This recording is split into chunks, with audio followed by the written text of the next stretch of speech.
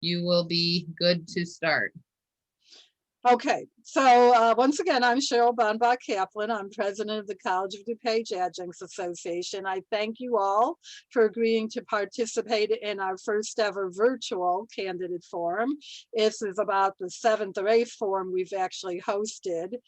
We always try, we've been doing it for many years before every Board of Trustees election to give the college community an opportunity to hear from all of you and make their decisions based on what you have to say. So we've already gone over the guidelines, ground rules with the candidates. What I would now like to do is go over the ground rules with our people who are joining us. And what we are asking everyone to do, since we are doing it this from Zoom and we're getting more and more people, we're asking only the candidates to have their faces showing. If everyone else can go to a black screen, that would be great, because then it'll be a lot easier for the candidates to see Bonnie Jean and watch when she is timing them on their responses. So if that's at all possible, please do that. Everyone who is not a candidate is going to be muted, but we encourage you, we want you to ask questions. So what we want you to do to ask a question, send a question either to me, and I'm just Cheryl up there, Cheryl co-host in your chat screen, or to Sabia, who's listed as Sabia in the chat screen. Any question you want to ask any or all of the candidates, send that question to me, and then we will send it to Bonnie Jean to be asked. Okay, we're going to try to give candidates the opportunity to answer all the questions, but sometimes there might be a follow-up or one that's specific to one candidate, but anyone else who wants to respond can have the opportunity to. Okay, again, those of you who are joining the forum to hear the candidates, you will remain muted throughout so that we can, keep noise and everything to a minimum. Okay, again, you can chat me or Sabia with any questions or anything else. And I welcome, again, thank you for joining us. And thank you very much for taking your time to do this. We don't expect this will go to 8:30, but we just wanted to allot the time in case, we needed it. But we imagine we would finish sooner than that. So if you're ready then, Bonnie Jean, are you ready or not? I'm close enough to ready that I will go ahead and start. And okay, so and this is Bonnie Jean Elford, who is the Vice President of CODA, and she's going to be our moderator tonight. Once the candidates begin their presentations for their opening statements, I will go ahead and put in the chat for everyone to receive the PDF of the statements. They will also be posted on our website come later this evening sometime, along with the video of tonight's proceedings. We are going to be going in order as to when candidates submitted their statements, and we felt years ago that this was the fairest way to ensure that it wasn't showing bias. And always doing things alphabetically is not always fair either, because then the same people are always at the beginning, and it's a long-standing practice in political arenas to first one in, they get to have their name first. And in that regard, Miss Florence Appel, and I hope I pronounced that correctly, who does prefer to go by Flo, I would like to offer you the stage to share with our attendees a little bit about yourself and your opening statement. Thank you. I would probably be going first if we were alphabetical, so there you go. Good evening, students, faculty, and staff, and everyone in the COD community. I am Dr. Florence Appel, and I'm proud to be running alongside Don Potajny and Nick Howard for one of the 3 open COD board seats. I have had a 32-year career in higher education as a computer science faculty member, department administrator, National Science Foundation grant writer, union leader, and member of contract negotiation teams. I'm a product of publicly funded education having attended K through 12 public schools and 3 state universities for my undergraduate and graduate degrees. I'm experienced in tackling some of higher ed's most interesting and challenging problems through good times and bad, and my insight and passion for public education will make me an important voice on the COD board. I embrace the mission of serving students and appreciate the centrality of faculty as the lifeblood of an academic institution. I'd like to just mention a few areas that I feel require attention. The first is the COD's emergence from the pandemic. The college must honor and build from the lived experiences of faculty and staff who, under difficult circumstances, have pivoted to remote and hybrid delivery of curriculum and student services. And the college must reaffirm its value as a community resource as we recover from this economic and public health crisis. Number 2, tackling declining enrollments. The college should prioritize outreach to students who have faced insurmountable obstacles to achieving their academic goals during the pandemic. And academic programming that prepares students for emerging careers has the promise to attract returning students and displaced workers. Number 3, addressing volatility at the top level of college leadership. There have been 4 presidents in an 11-year period, and there is a large number of interim administrators. The impact of this instability on long-range planning is troublesome. Number 4, healing the faculty administration relationship, which hit a low point during the contract negotiations of September 19. And to end on a high note, embracing the prospect of national legislation guaranteeing free tuition for 2-year public education institutions. This presents an exciting challenge. I look forward to responding to your questions. Thank you. Thank you very much, Flo. I appreciate your being on time, and I do apologize for being a couple seconds behind on that green backdrop. Next, we have up Nick Howard, who is the next candidate running for one of these 3 coveted positions. Nick, take the floor. Hi, everybody. Thank you. My name is Nick Howard, and I am running for your College of DuPage Board of Trustees as part of the Don Flo Nick for COD slate. I am a 23-year resident of Glen Ellen and a proponent of public education.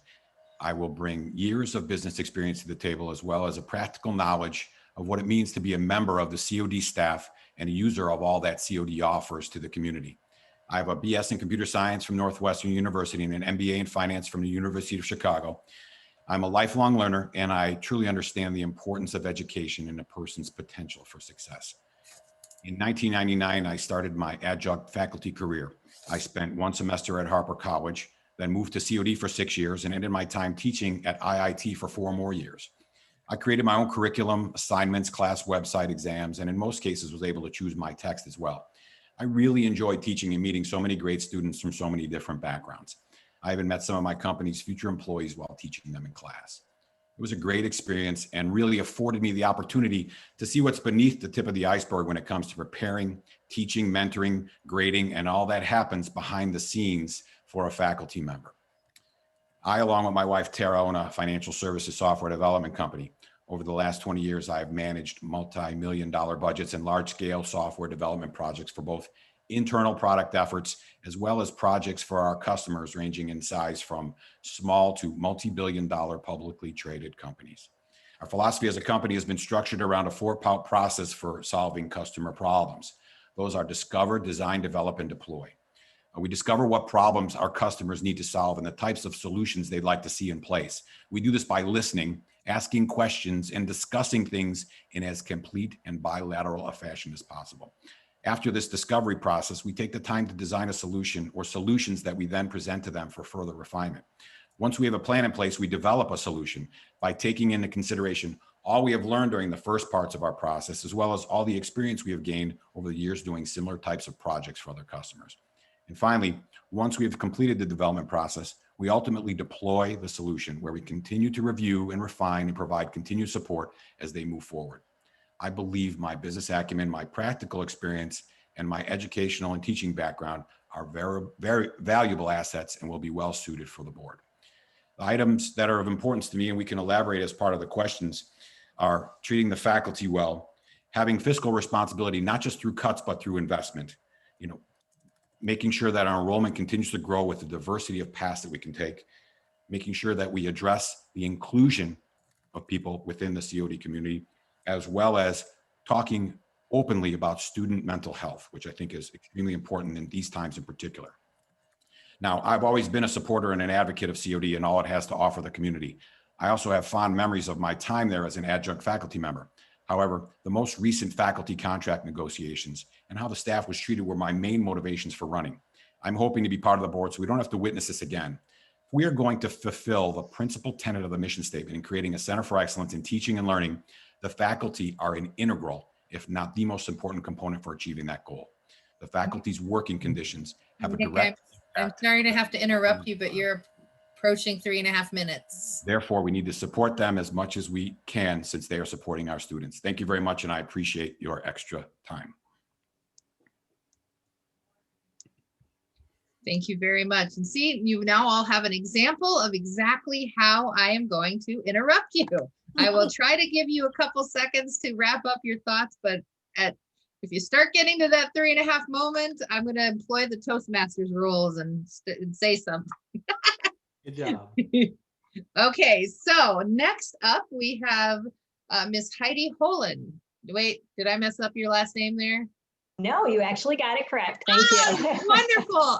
So Heidi, if you would like to take your 3 minutes and tell us a little bit about you. Certainly. Thank you, everyone, for your time tonight. I appreciate that. My name is Heidi Holen, and I am currently on the Board of Trustees.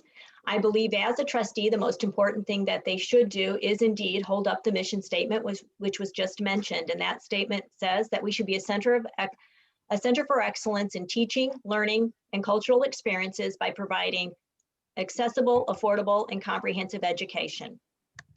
So during my time on the board, I've had the opportunity to be involved with and participate in programs and actions such as balancing the budgets, hiring a new president, increasing the dual credit enrollment program with our local high schools, which I'm just very excited about.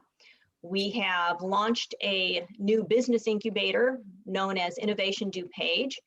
We have increased our apprenticeship program with businesses in the area through our Project Higher Ed program.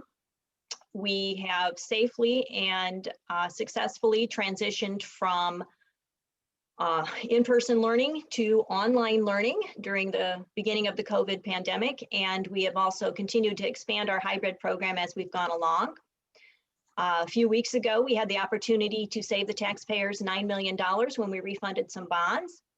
And most recently, we have actually received the results of our Guided Pathways initiative, which clearly show that there has been an increase in student success as a result of that initiative. In addition to that, I have been a part of the budget committee. I have been chairman of the academic committee, and I am the representative with the Illinois Community College Trustee Association, which allows me to speak with trustees from around the state and discuss best practices and other items. Now, on a personal note, the college itself has had a great impact on my family. My husband and I, as well as our 2 sons, have been students at the College of DuPage. All 4 of us have received associate degrees. 3 of those are from the College of DuPage. I went on and transferred to Elmhurst University and received my bachelor's in business administration. On a lighter note, just to tell you a little bit about myself, I have enjoyed training German Shepherd dogs competitively in the obedience ring. And I also enjoy reading and riding my motorcycle, although not at the same time. And last but not least, I just want to stress one very important fact, and that is I have and I will continue to take seriously the fiduciary responsibility that a trustee has to all stakeholders, both with regard to the stewardship of their finances, as well as the quality of education. Thank you very much. Thank you very much, Heidi, and well job not even making me put that red up. I like that. It's very bright. Let's see who else can stick to that. I love it. Up next is Colonel Don Podjenski. Oh my No, God. Bonnie, I we knew even it. rehearsed it. You put it in my head and then I messed up. Or maybe I did it on purpose. I got to tell you, the same thing happened to me a couple of years ago. When we left Canada, that was my last duty station. I got a big medal from the Governor General, and she's the Queen's representative in Canada. And you're supposed to call her Your Excellency, Yes, not Your yes. Majesty, not Your Majesty. So I'm sitting there and I'm thinking, don't say Your Majesty, don't say Your Majesty. And you know what I did. You called her Your Majesty. So, let me reintroduce Colonel Don Podojny. Thank you, Bonnie There we Jean. go. Good job. You are trainable, a lifelong learner. I am indeed. The floor is yours for the opening statement. Thank you, have Bonnie some fun, Jean. though. And thank you to the Adjunct Faculty Association. I am Don Podojny, and I'm thrilled to have the chance to share with you this afternoon. The college is the most important institution in this county. It prepares students to continue to four-year universities and trains others to find meaning in their work. But it also serves as the county's most visible cultural, social, and economic engine. The college is guided by a set of values: integrity, honesty, respect, responsibility, and finally, last year, equity. Unfortunately, the college's Board of Trustees has not always lived up to those values. I've been in public service since I enlisted in the Army at 18. I've been driven by a sense of duty and a desire to serve. Last year, I retired as an Army colonel. Since 9/11, I've been mostly stationed overseas. We spent 10 years forward deployed in Korea and 3 trips to Iraq. In my long military career, I led diverse teams that addressed some of the toughest challenges in the world. I commanded the Rocket Artillery Battalion just 13 miles from North Korea. In Baghdad, I developed the training that prepared the Iraqi army to retake their country. And in Canada, I helped build the systems that protected their last national election from foreign interference. As a senior Army officer, I have spent a career defined by values-based leadership with a collaborative, nonpartisan approach. I am an unwavering champion for the primary role of public education in a democracy. Now I serve as administrator at a Chicago public high school. Our school is in Little Village, one of the poorest areas of the city. Even before the neighborhood was hit hard by COVID-19, our students faced enormous obstacles to success. I also serve as the president of the board for the DuPage Symphony Orchestra. After we canceled the season this year, I pivoted our priorities. I saw that we had a rare opportunity to spend time developing the plans and educational programs that the symphony has always wanted.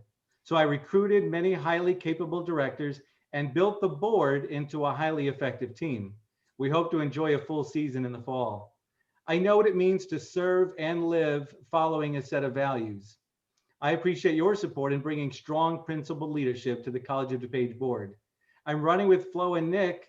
You know, as I look at all these candidates, I see enormous differences in education, experience, and commitment to public education between the 3 of us and the rest of the field. So join me if you agree that our community college deserves strong principled leadership. Join us in the fight for our community's values. And yet, you didn't make me put the red on. Good job. Next up, we have Daniel Malloy. Would you like to take the stage and tell us a little bit about you? Sure. Thank you, Bonnie Jean, Cheryl, and everybody for having all of us on. It's so great to see so many candidates run for a position to serve your community. And I'm honored to be here. I am Daniel Malloy. I am from the Cook County portion of College of DuPage. There's a little slice where COD actually started, the Lyons Township High School footprint, where I actually went to high school. is where COD started as Lyons Junior College in 1929, and then eventually became COD. I am 33 years old. I am a former student of COD and graduated from Illinois State University as well. I currently have my own nonprofit that I was going to have a film festival, but that didn't quite work out in the last year. We were going to raise money for Helping Hands in Countryside. It's a nonprofit that helps mentally disabled individuals find housing and various other activities. And I'm also a board member at the LaGrange Area Historical Society. We preserve the history of LaGrange and the areas around us. So I am running for College of DuPage School Board Trustee because I believe that the ability to gain knowledge in this country is a right and not a privilege. You should not be able to be hamstrung and not be able to learn something just because you don't have the money to attend somewhere. And COD is a great example of the ability of the community coming together to provide just that, an education to everybody involved. College of DuPage is extremely important to our entire community. And as a board member, I would love to serve the constituents of everybody in District 502. That includes people who are graduating high school. That includes somebody who loses their job and has to form a new career. That includes somebody who's caring for a member of their family and can't leave and go off to a 4-year education. And it also includes people who don't need to go to a 4-year college and want to go right into the workforce and want to learn a skill. So I believe that the ability to gain knowledge is a right that everybody is entitled to, not because of their race, their religion, or especially their economic ability. So thank you. Thank you very much, Daniel. And you didn't even make me put the yellow light on. That's very fun. Very exciting. Next up, we have Andrew Mano. Nano.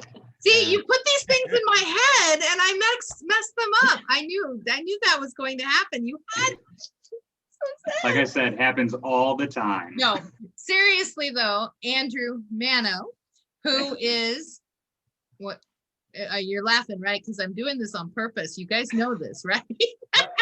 Mostly, a little bit, you know. But he has a triple name on the ballot, Andrew Richard, but he's going by Andrew tonight. Yes. So I would like to learn a little bit more about you, Andrew. Can you please tell us what you really want to tell us? Of course I can. And I just want to thank you and CODA for putting this on. And I want to thank the students and all the members from the community that are participating right now and will be watching the recording later on. I really believe that having an educated community to learn about those that are running means that, you know, we're going to have a strong democracy and a strong board. I do agree that there are going to be unique differences that you see tonight, and I want to explain what separates me from everyone else. I believe that a trustee sitting on the board needs to have a clear vision for COD and be able to critically analyze all the issues that are brought to the board's attention. I have that vision. I have spent my entire career training and performing and doing my job built around critically analyzing issues and representing the interests of a client. I firmly believe that education is the silver bullet to solving today's problems and creating a more fair, responsible, and productive society. Which one? I moved to Aurora just over 2 years ago with my fiance, Megan, to begin a life together. We moved to this district because we love the community and want to ensure that our education system is one that we can be proud of, be supportive of, and one day have our kids be a participant in the education system in our community. I grew up on the south side of Chicago and graduated from Bremen High School. I then went on to graduate from Illinois State University with a double major in political science and English studies. While at ISU, I saw firsthand how an institution of higher learning operated and the importance of shared governance and working together as a community with the university. After graduation, I went on to the John Marshall Law School and obtained my law degree. I'm currently a civil defense attorney in Chicago, and I volunteer my time teaching law students at John Marshall Law School the skills of trial techniques and advocacy. My legal background makes me uniquely qualified for this role to think critically and navigate us through any of the ongoing uncertainties surrounding any pending lawsuits at COD. I'm running to continue to build on what the clean slate ticket started just 6 years ago. That is making a COD that is accountable, transparent, and a place of opportunity for all students. Building on the Pathways program of identifying the needs of those students, identifying what their end outcome and goals are, and then working backwards to make sure that they're efficiently and affordably meeting those goals.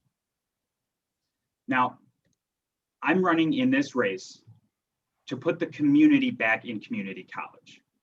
And I hope I can explain that further throughout this debate.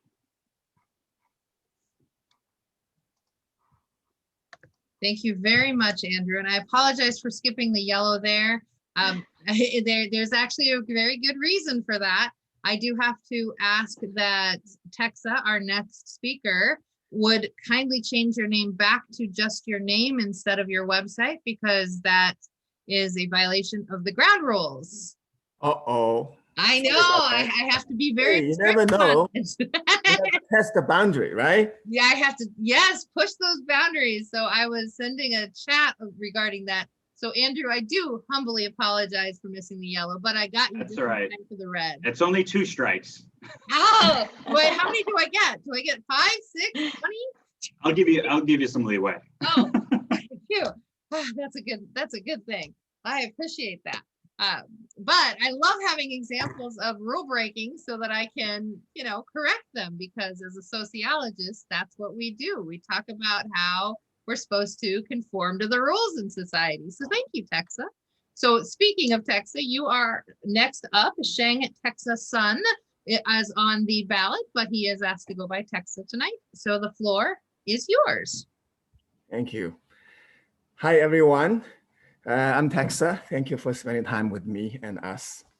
I want to thank for the COD Adjunct Association for hosting this. I'm trying not to repeat too many details which I've submitted in writing. And if you need to find out more, you can look at my campaign website. Oh, am I allowed to mention that, the one I submitted in writing? All right, that's fine. So that means I have to repeat them. That's okay. Anyway, I did manage to get to the last. I'm not sure, maybe second to the last. Anyway, the reason I'm running is that I feel very concerned with the direction this country is going. I grew up in China, and when I was younger in those days, I've seen poverty, and I know from firsthand experience what the socialism can bring. The reason China is rising now is because it is trying to steer away from socialism. And I see the tendency in this country going towards that. I'm very cognizant that why the people in this country is going towards that, because most people, maybe almost all of them, have never lived in a socialistic society. So that is my bias. And I could be wrong, but I'm trying to use this opportunity to demonstrate to the voters how we can solve real problems with a traditional American approach, which is based on personal responsibility and the limited government. And since I'm a troublemaker, as you can already see, right? So I could be wrong. So I'm prepared to be open-minded and adjust my understanding and analysis of the situation. So that's my bias and where I came from, right? So now let's talk about my platform. I like to look at COD as an operational issue without first looking at money. For example, raising taxes or raising fees or cutting the budget. I like to focus on how to improve the efficiency and effectiveness of the COD operation by 3 things: reintroducing the American concept of manual labor college, The second thing is visiting the issue of adjunct pay, which is controversially low. And the third thing is to visit the topic of tenure. I understand tenure is invented for academic freedom in a research university, which COD is not. So I don't know why we need a tenure there. The key is to run COD as the best it can. COD is already very great, and I think we can improve it better along those lines. So last few minutes, my personal bio. I run an NGO called Element Organization, the short-term focus is to help the talent under distress. So there's some overlap between the COD and Element. Thank you so much. Bye for now. Thank you very much, Texa. I appreciate. Then I go and mute myself. Fun night. This is going to be a fun night. I appreciate. Should I mute myself now, Bonnie G? Well, actually, we've asked since it's a lot simpler if everybody remain unmuted, the candidates, so that we can have a smooth transition unless there's loud noise behind you. There could be noise coming up later in this room. If it happens, we'll mute you then. Okay. Sound good. We do have an 8th candidate who could not be here at the start due to a previous engagement. Debbie Sajak, when she arrives, we will have her introduce herself and then continue on with the evening. We are into the question and answer portion of the evening, and these questions come from those of you in attendance. Now, if we have a lull in a moment, I may ask you a question that you already filled out in the written portion. And I do that because, well, we want to give those folks who won't read the written portion a chance to hear some of those answers, but also it gives you a chance to do it in a more verbal way, in a timed constraint, because in the written, you have all the space you want to use. In the verbal, you don't. These questions are from the people in attendance. They are not necessarily my opinions or the opinions of CODA, and it's important to reflect that. And as to order, we will start with the questions going in the same order we've been going, but I will rotate how the order goes later. And if there is a question directed at a specific candidate initially, I will ask that question, and then I will open it up for everyone else to answer after the person it was directed to answers that. Does everybody understand the ground rules for the questions? Yep. Perfect. Let's get going. So the first question that came in, and some of you did mention this in your opening statements, but we want to give the chance for those who didn't to speak directly to it. What is your personal connection to College of DuPage? And we will start with Flo, who I will unmute, and just stay focused on that. And I will give you the green at 1 minute and so forth. My personal connection to COD is really through personal enrichment courses. I've taken some seminars. My daughter has, as a child, took a number of enrichment courses. And I don't have an intimate relationship with the college, but I do have an intimate connection to higher education. And also, as I said in my opening, to public education. So I'm not going to pretend that I do have that intimacy, and I'm not quite sure if what else the question is asking. So I think I'll end it there. Thank you. Plain and simple. That was great, Flo. Sometimes simple is better, and sometimes you need more complexity. So thank you very much. And Nick, you're up with the same question. Hi, thank you. Well, as I mentioned, so I won't necessarily reiterate everything, but I taught at COD for many years, and it was part of my 3 stops in community college, two stops in community college, and then one at IIT over at the Wheaton Rice campus. So I spent a lot of time over there. I was in the computer science department. I was fortunate to have Marianne Zlato give me a chance to teach a class that I had never taught before and develop that curriculum. And it really was a great benefit to me because I got to see what goes on over at the school. I learned a great deal about the diversity of the student body, which I think for me was really the education that I received, you know, and also when you teach a class, as everybody on this video, on this talk knows, you really have to learn everything in order to teach it as well. So the students get the greatest benefit. So, you know, again, I really enjoyed my time there. I spent the better part of my adjunct career there as well.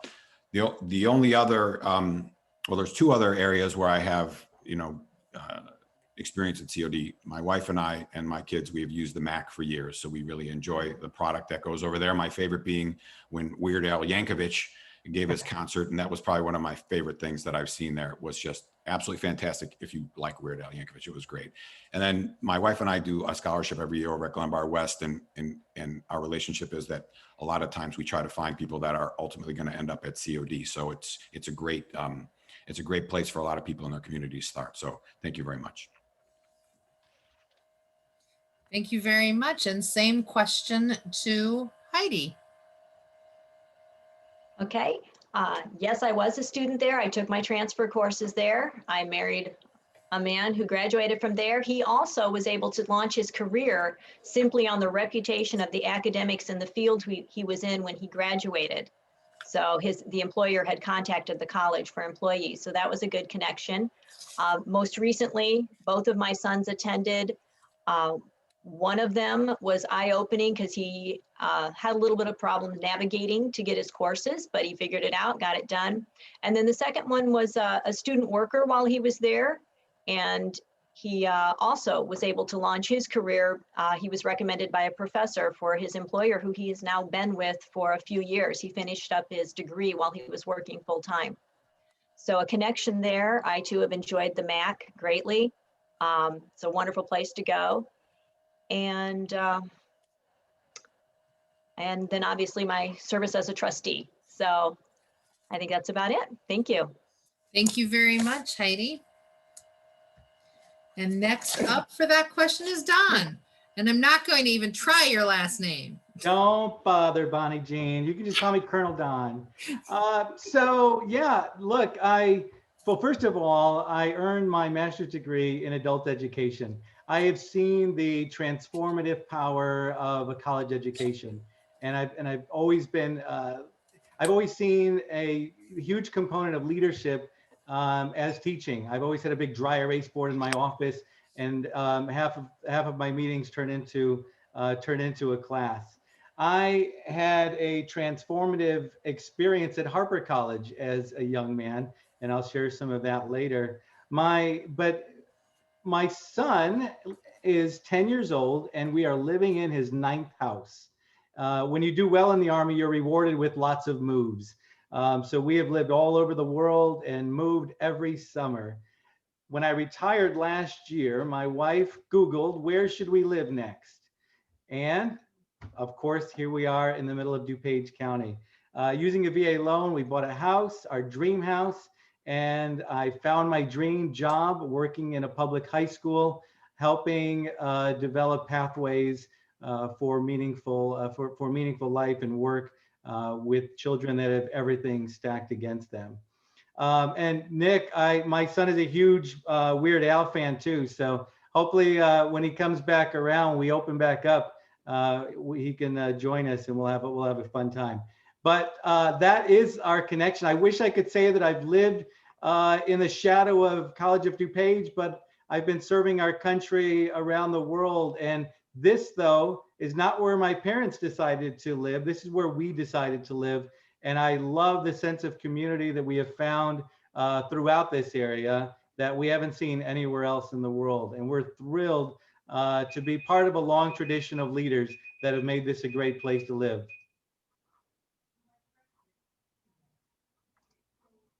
Thank you, Don. Or Colonel Don, as as it is. Daniel, would you like to take that question for us? Sure. I think I had mentioned in my opening that I am a former student of COD. Actually, one of my favorite teachers I've ever had was one of the professors at COD. He was absolutely wonderful, and I still think about his psychology class even to this day. I've lived in this community my whole life. My brother also attended COD. It was a great opportunity for both of us. And we were able to move on to four-year colleges as well. I also, like Nick had mentioned, Heidi, love going to the MAC. One of the coolest performances I've seen is John Williams from WGN hosted about a 2-hour conversation with a guy who was a Teddy Roosevelt impersonator. So that was pretty fascinating. I read that.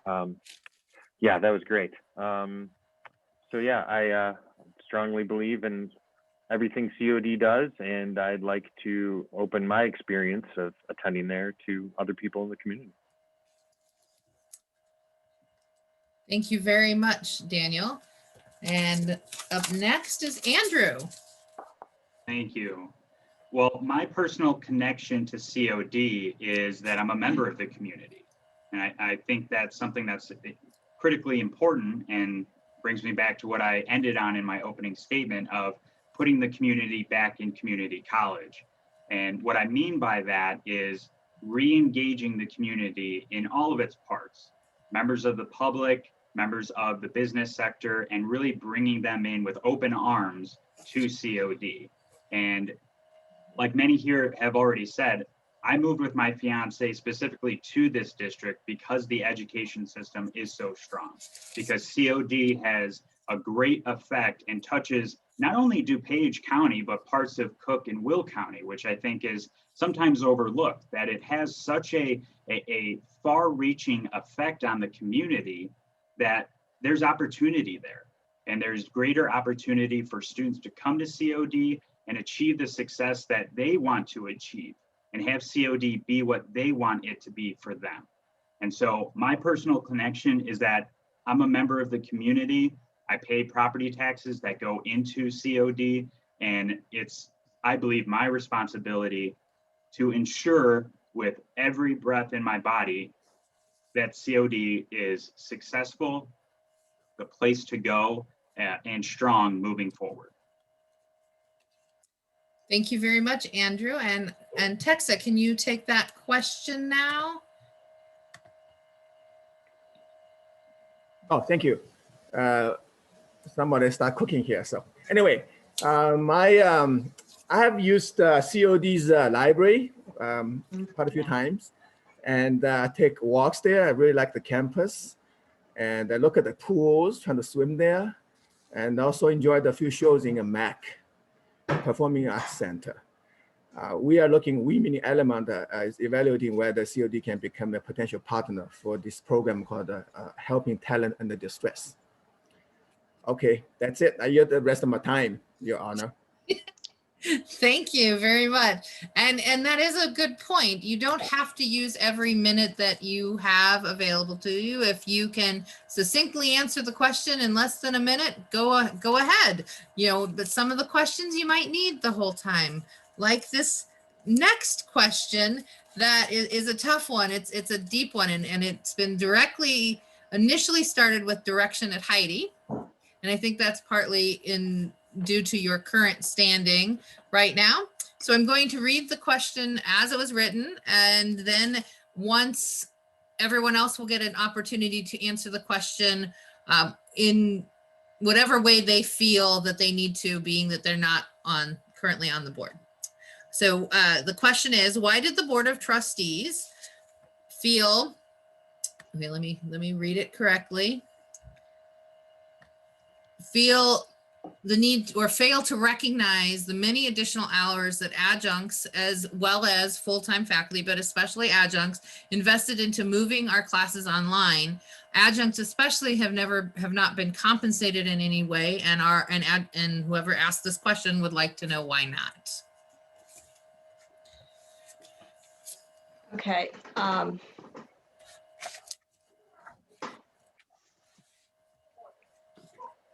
why did the board, you said feel, but I think you meant fail? Yes, I was To trying to read my recognize- hand. I was trying to Okay. read my handwriting. I apologize. Fail to recognize.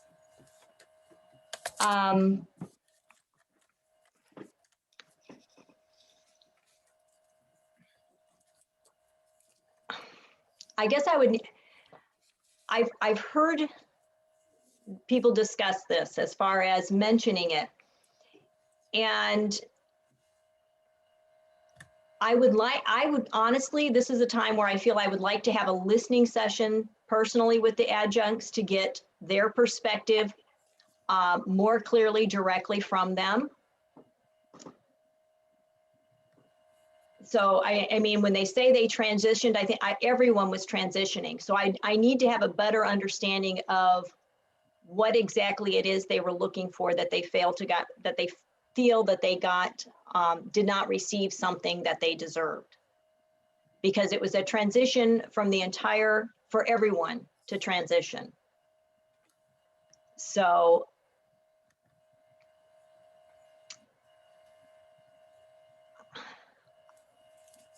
I guess I truly would like to hear more information on the details that specifically concerned them. So, I mean, so I'll rephrase it, Heidi, and give you another the rest of your time to relay this the way I'm going to ask for the other candidates.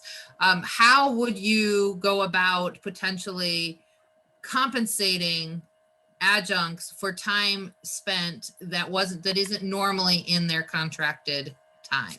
And that would be the same question for everyone else going forward. And I will give you appropriately about a minute more to make that shift. okay, so it's basically the additional hours that they want compensation for. Yeah.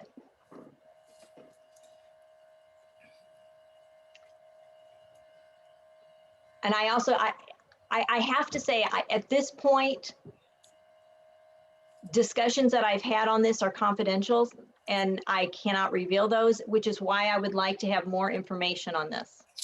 Okay, that's one of the positions I'm in as a trustee. We appreciate your honesty and thank you. Thank you. And Don, would you like to address this question? Yeah, sure. Bonnie Jane, thank you so much. First of all, I'm very surprised that a current board member is asking, wish she had a listening session. It's been a whole year now that we've been affected by the pandemic. She's had plenty of time to listen to the adjuncts. And listening is, communicating is what the listener does. It's very important to listen to folks. And I'm sure that in the very short time that we've had this campaign, I've heard from the adjuncts several things that they wish that the board and the school had done differently. First of all, training. Teaching online is not the same as teaching in a classroom. And teaching in a hybrid environment, which some have speculated on, is especially difficult. But I experience remote learning every day in our high school, and it is a challenge. Keeping students engaged, keeping them focused is a real challenge. So all of our instructors at COD needed more training, especially the online tools that are now available. A lot of companies quickly put together some really terrific tools, Pear Deck and Canva and a host of others that are really, really helpful. But they all take an investment in time to learn, to deploy. Another thing that the adjuncts could have really used is some help with automation. We expect that they will all just buy the cameras, the microphones, and all the equipment they need. It would have been nice for the board to at least give them a small stipend. And the last thing to share is compensation. Look, the adjuncts contract isn't that complicated. It would not have been difficult to take a look and figure out a fair rate for all of them that had to retool, rebuild their curriculum over the summer. And that was a real opportunity to build trust with the adjuncts as we go into renegotiating this contract coming up. So there are several things that the school and the board could have done better. Thank you, Don. And Daniel, would you like to answer that same question? Yes, sure. I come from a family of teachers. My mother was in charge of special ed in her district in LaGrange. My dad was a high school teacher at Hinsdale South in Darien. And my brother and his wife currently teach at a junior high in LaGrange Park. So with the transitioning to online, I saw it firsthand with my brother and his wife try to do this. They teach health, and my brother also teaches PE, so he had to figure out how to do physical education online. But when it comes to transitioning, I know it was extremely rough for all teachers when they had to basically just invent all of their classes now online. And I've seen also my mom, my dad, my brother, his wife, they don't just go to school and come back. There's a lot more involved, and especially with trying to transition to online, it was an extremely hectic time for him. So I agree with Don. There should have been a period where fair compensation could have been worked out, especially with the adjunct contract coming up as well. I know it was a rough time for every single person in that building as they tried to transition thousands upon thousands of students into online learning and getting computers in the hands of teachers and students, and especially ones who couldn't afford it or didn't have access to it could have gone to the library, and I know they received CARES Act money, but I agree. Teaching is not about going home or at 3:30, 4 o'clock, and that's it. There's so much more involved, especially teachers who had to spend their own money to buy their own supplies, and I know that's a problem everywhere across the board. So I think there could have been a better communication between the board and the administration and every single faculty member who teaches children, especially in that time of hecticness with the pandemic. Thank you, Daniel. Andrew, would you like to kindly address that same question? Sure, thank you. I think to start, I think it's important to understand that, let's not beat around the bush. It was a very chaotic time for everyone across the board in higher education, in business, in law. Every industry and every facet of everyone's life was affected. And certainly something that wasn't, predictable or foreseeable. So I'm not a board member. I don't have all the information, and no one else here other than Heidi has that information. I do believe it comes down to trust and communication. I think there always needs to be an open line of communication with the board, with the adjuncts, with the faculty, administration, and the public and community. I think that is critical to anyone's success, and certainly the success of COD. We're kind of switching gears a little bit in some of the comments regarding the upcoming contract negotiations and trying to figure out, how contracts work. And I heard Don say that contracts aren't complex. At first blush, it seems that way, but once you start looking at the contracts and someone's objecting to a portion of the contract, that's what attorneys are there for, to make sure that the contracts are enforceable and they're there for a purpose. So it's not as simple as I think Don is saying, but I think there does need to be an open line of communication. I think everyone had to transition into an environment that was not expected. I think resources should be provided, and I believe they were provided, but if there wasn't enough pay or if there weren't enough resources given to adjuncts or faculty, that certainly needs to be a conversation to have. I believe if it is the case, I think it should have been had. But at the end of the day, we all need to work together. And that's what I'm running for, is to bring everyone together, to be on the same page and build and restore that trust. Thank you, Andrew. And Texa, would you please care to address this same question? All right. So I think pay for work is a basic decency. That's just a general statement. But I don't want to use that to criticize the board because I'm not in their position. So I don't know their difficulty in terms of other constraints financially. However, I like to revert back to my basic platform. Okay, basically, I like to solve this problem with the constraint of no increases in taxes or fees and no cuts in budget. So that's how I'm trained as an engineer, and I like to think myself as a problem solver. So for example, I like to think out of the box. Why not think about a possibility? For example, let's say, okay, assuming we have budget constraints and we cannot pay right now, okay, for the adjunct.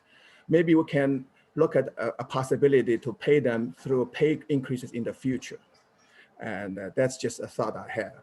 And the money comes from the future in the increase of efficiency. For example, by looking at the tenure and introduce the pay for performance and feedback-based mechanism, and to really incentivize faculties and the staff to do a better job and more effective, so to better the students.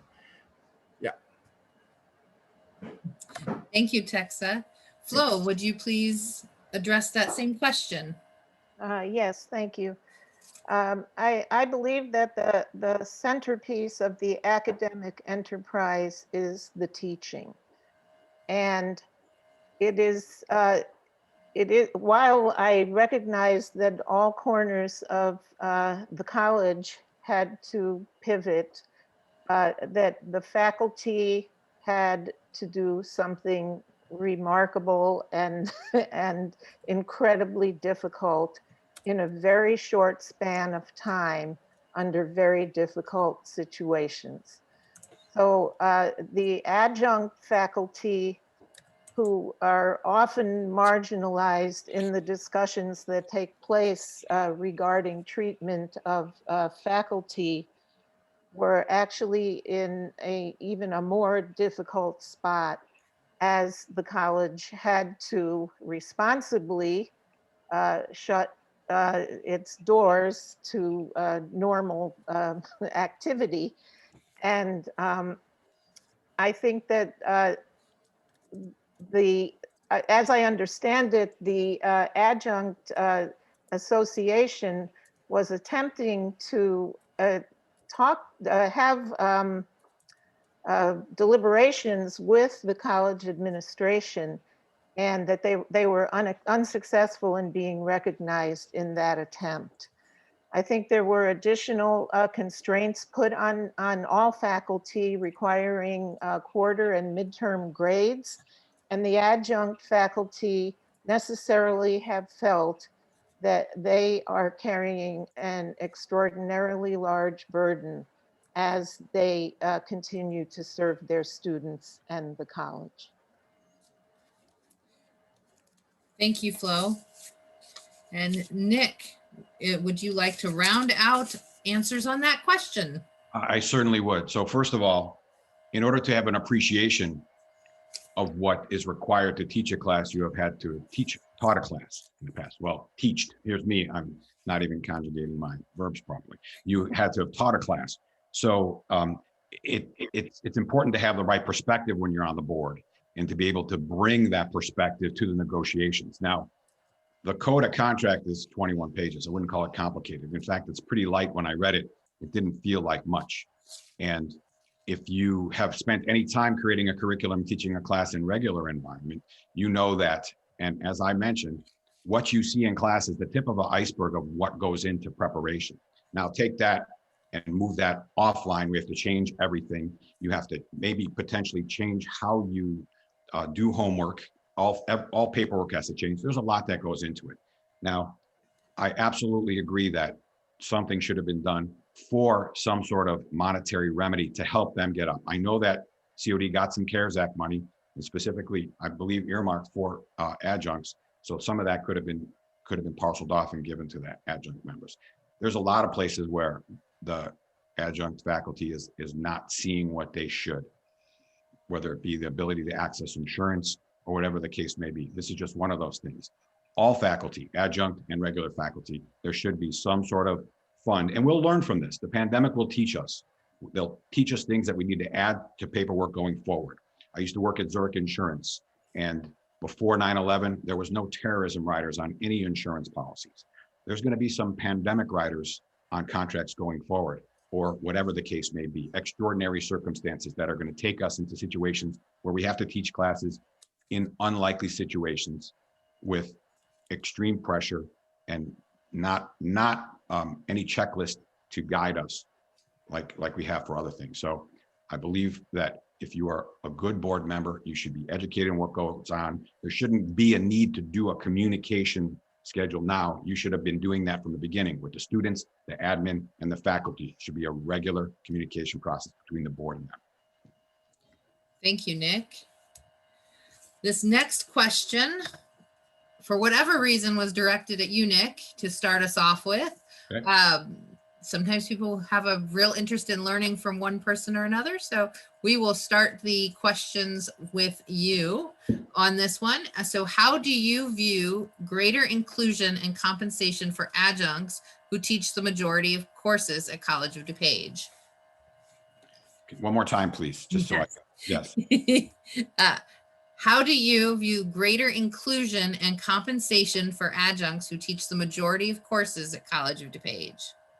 Okay, so I'm going to use, I'm not going to use the definition of inclusion in terms of including all people to have access to everything, or we can, but I'm going to use inclusion in terms of how do we integrate the adjuncts more fully. Well, first off, we all know as adjuncts that if your class gets bumped because somebody else doesn't have a full schedule from a full-time standpoint, you don't necessarily get too much. And a lot of adjuncts are depending on that fee because it might be their only job. So I feel like those things should be taken into account in terms of making sure that we include them more fully and have more comprehensive conversations. Like I said in my last answer, I was shocked to see how simplified that contract was. So we need to have more talks about the concerns that the adjuncts have. And we rounded it out pretty fully in terms of just seeing what happened with the online courses. But I think also one thing that I would like to talk about, and hopefully somebody answers that or asks that question. If you look at the demographic of our student body, I believe that our faculty should start to mimic that demographic. So we have to make sure that we are bringing in adjunct faculty members that can speak to our student population, and that should filter up from the adjunct to the faculty to the administration and hopefully ultimately to the board. Thank you very much. Heidi, would you like to address that question? Certainly, thank you. I think one of the things coming up is absolutely everything's on the table for discussion. The negotiation process will take place in good faith, and the discussion needs to be had on everything. I don't know how else to say that. It seems like there's a lot of issues that are concerning to the adjuncts, and bring forth the ideas, bring forth all the creativity of what they do and what they would like to see happen. And let's have the conversation. And that's what I think the negotiating process is, to put it out there and debate it in good faith. And that's what we're getting ready to do. We very much appreciate both our faculty and our adjuncts. I consider, teachers are very important. And we want to do what is best for them and for our students and to uphold our mission. So everything needs to be addressed at this time. So it will be I'm looking forward to the negotiations. And we want to do what's right by all. Thank you, Heidi. Don, would you like to address the question? I would love to. Yeah, and I hope the board negotiates this contract better than the last one that was done with the permanent faculty. adjunct instructors are vital to the work at COD. They provide the agility that we need in these uncertain times. And in fact, right now, they're teaching the majority of classes at COD, partly because of that. And look, we need to, first of all, hire as many permanent faculty as possible.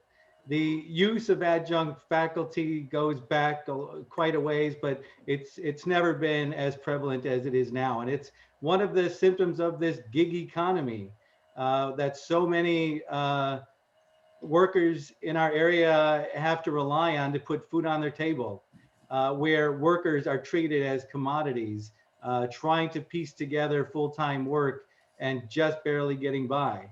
Life as an adjunct is not easy. We've got, you say inclusion, because we've got adjuncts that are trying to make a career out of being an adjunct. So that forces them to teach at several schools.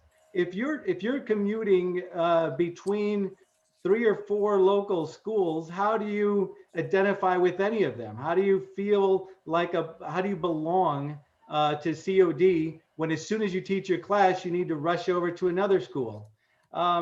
And also, and we also have adjuncts that are working part-time, and that's all they can find. This economy has reduced their other work that they had, and now they're really relying on it. So step one is to ensure that we always hire as many as we can, transition as many of them to full-time work as we can, so that they enjoy all the benefits of a teaching career, and we don't just take advantage of them like we do at times. Thank you. Thank you, Don. And Daniel, would you like to address that question? Absolutely, thank you. Going with Nick here on the inclusion, I'll take that 2 different ways as well. I totally agree with him. The adjunct faculty should be a representation of the entire student body and the entire community of, DuPage County and greater area, diversity-wise. Women, minorities need to have a better seat at the table going forward. Also in inclusion, like Don was saying as well, becoming full-time faculty. Over 2/3 of the teachers at COD are adjunct. I mean, that's an incredible amount who are teaching the thousands of students there that are basically not full-time members. And I think there needs to be a step towards making a lot of the faculty or adjuncts full-time faculty, especially with the pandemic going on. Having adjuncts who are not going to other schools or having other jobs. I know when I was at COD, one of my teachers was an adjunct, and he had to work at Jewel at night because he wanted to become a teacher full-time but couldn't get there, and had to work at Jewel 5-6 days a week just to put food on the table for his family. And all he ever wanted to do was be a teacher. And there he was, as he was going to school on top of that, trying to get his doctorate. So with the negotiations coming up, I'd like to see, better compensation, better conditions for the adjuncts, and trying to make as many as we possibly can full-time faculty, because every institution and every college, every university, every high school, every elementary is only as good as their teachers. And we need to do a better job of representing the adjuncts across the board. Thank you, Daniel. Andrew, would you like to take that question? Absolutely. And I think it's a great question to go back to it of what my views on inclusion are and the compensation for faculty. I think adjuncts need to be included in all forms, whether it's diversity, whether it's shared ideas, and whether it's having that open line of communication with the board. Inclusion is paramount to me. I do recognize that COD is 2/3 adjuncts, but I think we're missing the point hearing these discussion of adjuncts.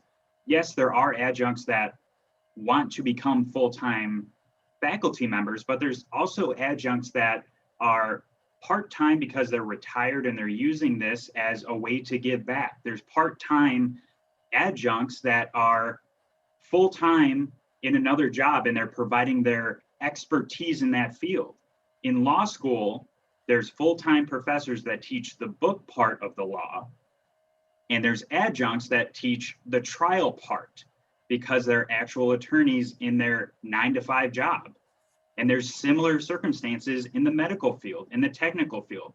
So adjuncts aren't only faculty members that want to be full-time faculty. I think that kind of misses the point there.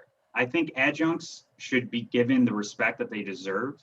And I think we're kind of skirting around the issue because there is upcoming contract negotiations. And just my view on that is, you know, I come from a school of thought that you need to have good quality collaboration. And many see faculty and staff as across the table from you. I don't operate that way. I see the faculty and staff on the same side of the table, having a candid discussion and building that relationship and building that trust to come to a fair and equitable resolution for the adjuncts and make sure everyone is on the same page and that trust is built and everyone is heard. Thank you. Thank you, Andrew. And Texa, would you care to take that question? Sure, thank you. I love to. Oh, by the way, if you hear some excessive noise from my background, just unmute me, okay? Okay. The answer to this question is, of course, right? I mean, nobody's going to argue. You know, we should not include the adjuncts and also compensate them fairly. Here's my working hypothesis, because I've tried to do some research to understand why they are paid so low. And it appears to be a industry-wide problem, not just a COD. And thanks, Cheryl, by the way, for her information about the specific about the COD. Apparently, the full-time are paid about 4 times the hourly rate of the adjunct. And so I assume, I'm sort of working on this working hypothesis, okay? I assume on the payer side, the COD side, it's because of the budget constraint, okay? And on the adjunct side, for some reason, because of things in life, they're stuck, okay? That's my hypothesis. So I would say that the way to solve this is to not open a blank check, because we are, as trustees, we are responsible for the electorate, for people that vote for us, which means most of them are taxpayers. However, I think it's important for us to pay the adjunct decent living wages. So one thing I noticed in this industry, which is different from the other industry, is that the full-time gets paid a higher hourly rate than the part-time, which is a very counterintuitive.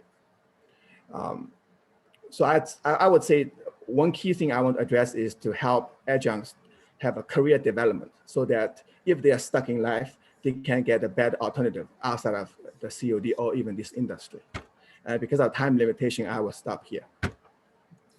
Thank you, Texa. And Flo, would you round us out with this question, please? Yes, thank you. I think that the starting point in determining how many and which type of faculty are needed should be an informed place. And unfortunately, adjuncts are typically assigned teaching positions for largely economic reasons. I do agree that there are adjuncts who do want to give back and who have day jobs and are professionals in a number of fields, and they are very valuable in the contribution that they make to our students. But I think that in the large part, adjuncts are viewed as cost-cutting measures. In reviewing a budget committee meeting, the most recent one, I learned that there were 25 vacated faculty positions, and 5 of those positions have been replaced. So that means that 20 full-time faculty positions are open and will not be replaced by a tenured or tenure track faculty member.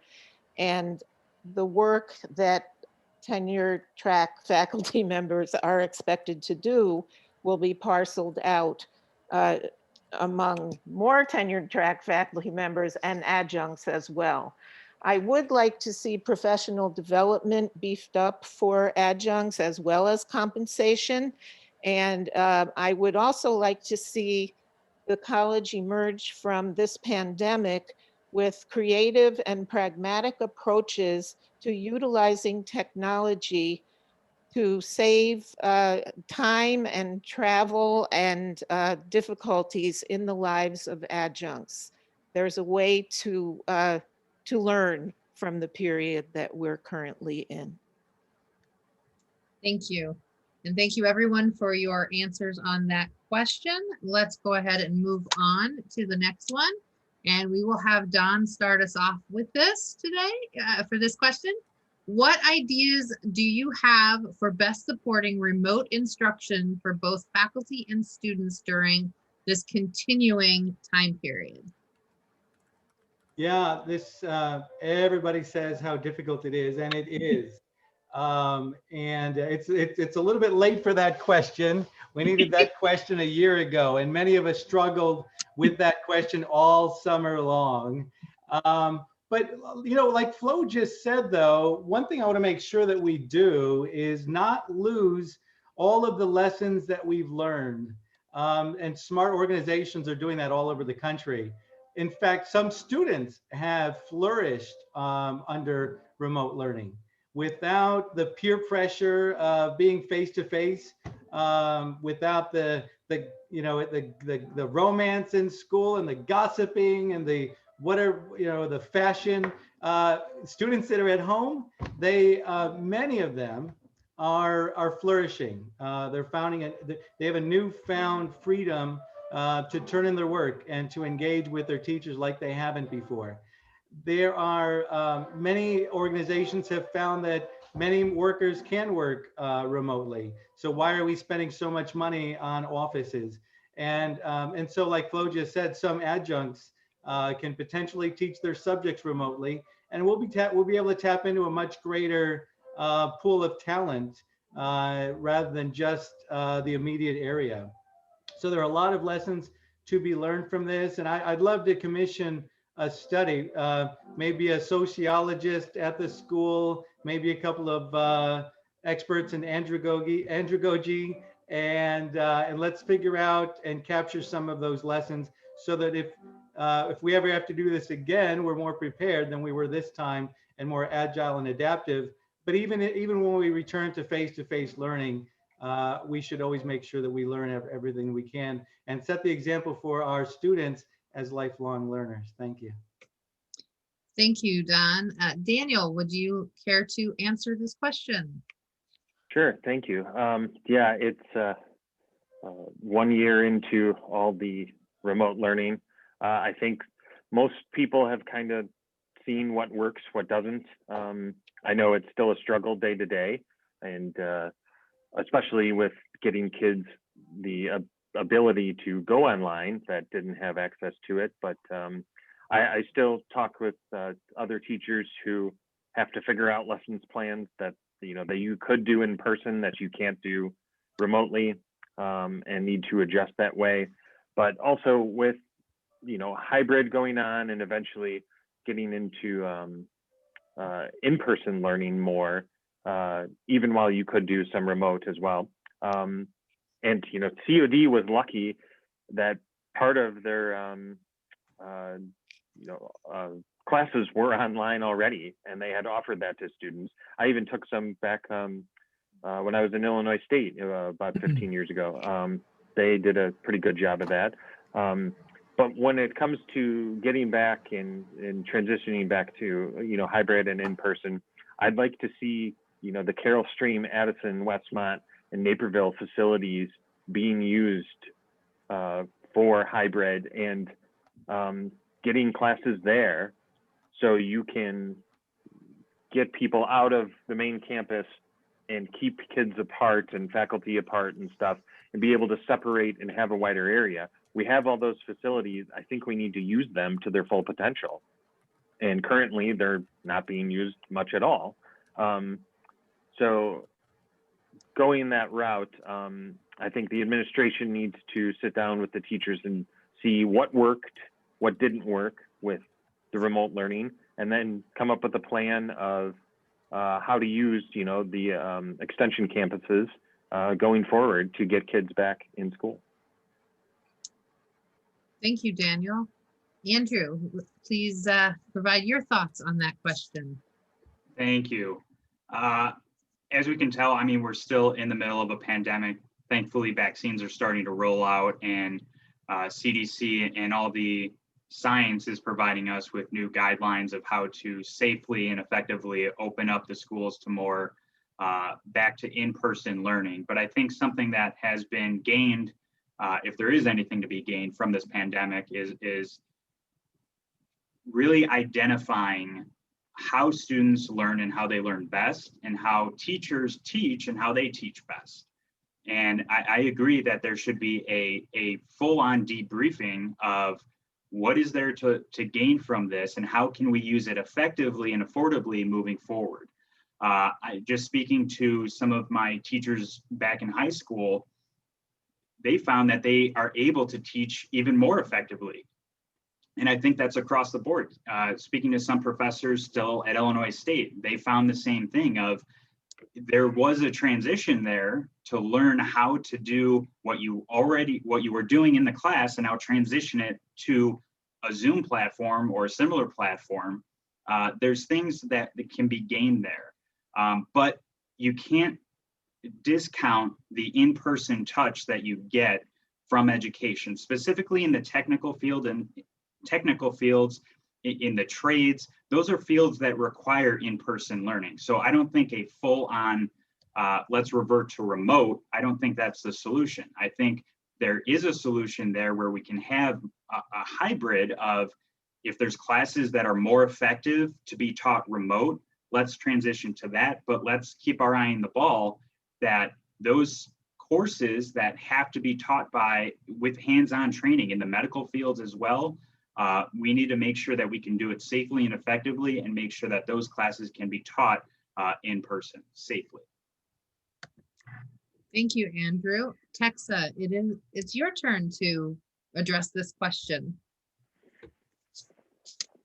Thank you. I think the idea that Daniel proposed to use the satellite campus more is an excellent one. Good job, Daniel.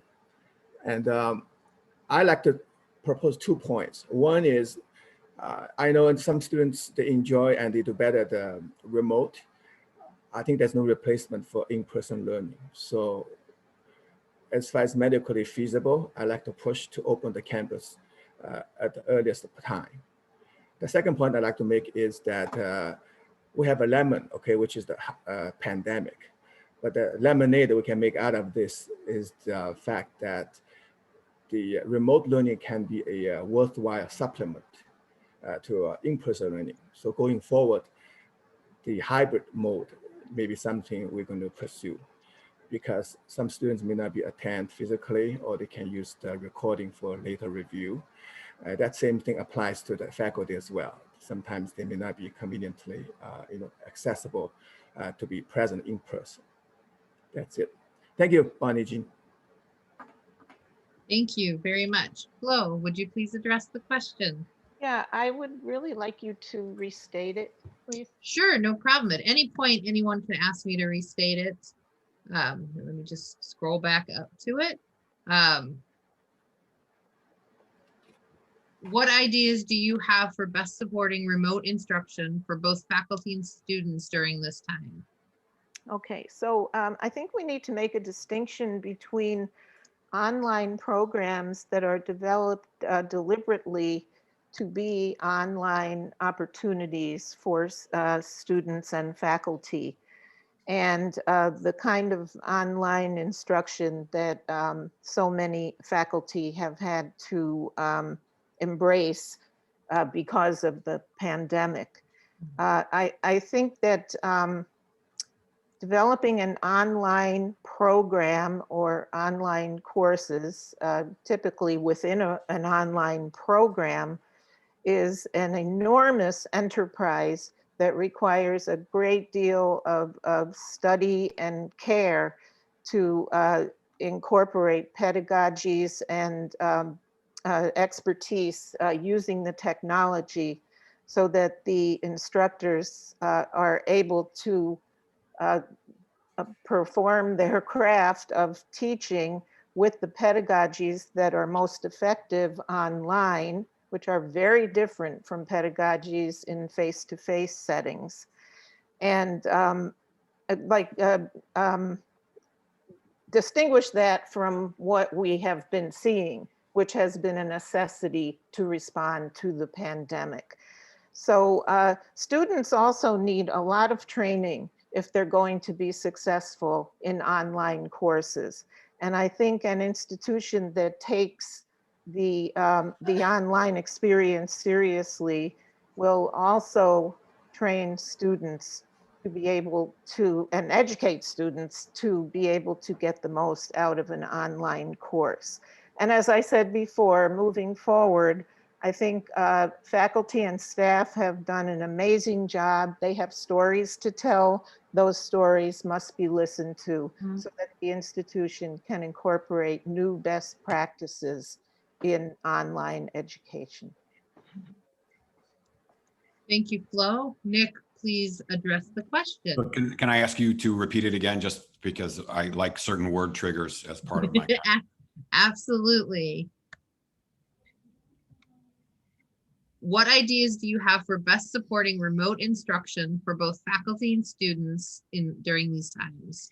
Okay, so I like to answer it as during this time and then going forward. So first off, I think it's important to recognize that we have to look at the socioeconomic issues that we're having or potential problems we might have with our students. So if we're going to need to continue this online coursework, you know, this is all predicated on having internet access and equipment to take these classes. So we have to make sure that the people who aren't necessarily in a situation to have a good internet connection or to have equipment, that we need to address their needs first. And that may as well go for faculty members as well. I think the most important thing here is, you know, I can say what I think is going to be helpful, but what's important is, you know, the adjuncts and the faculty and the students themselves, they have learned throughout this process what is required and what needed, what was difficult. And as we've heard, there are different types, right? A class in person, a hands-on networking class, you know, being trained as a carpenter or electrician or a welder, those things you have to be. That's completely understandable. But there are classes where we do have the availability to, like I said, make lemons out of lemonade. We had 9/11, we came up with Homeland Security. We had the pandemic.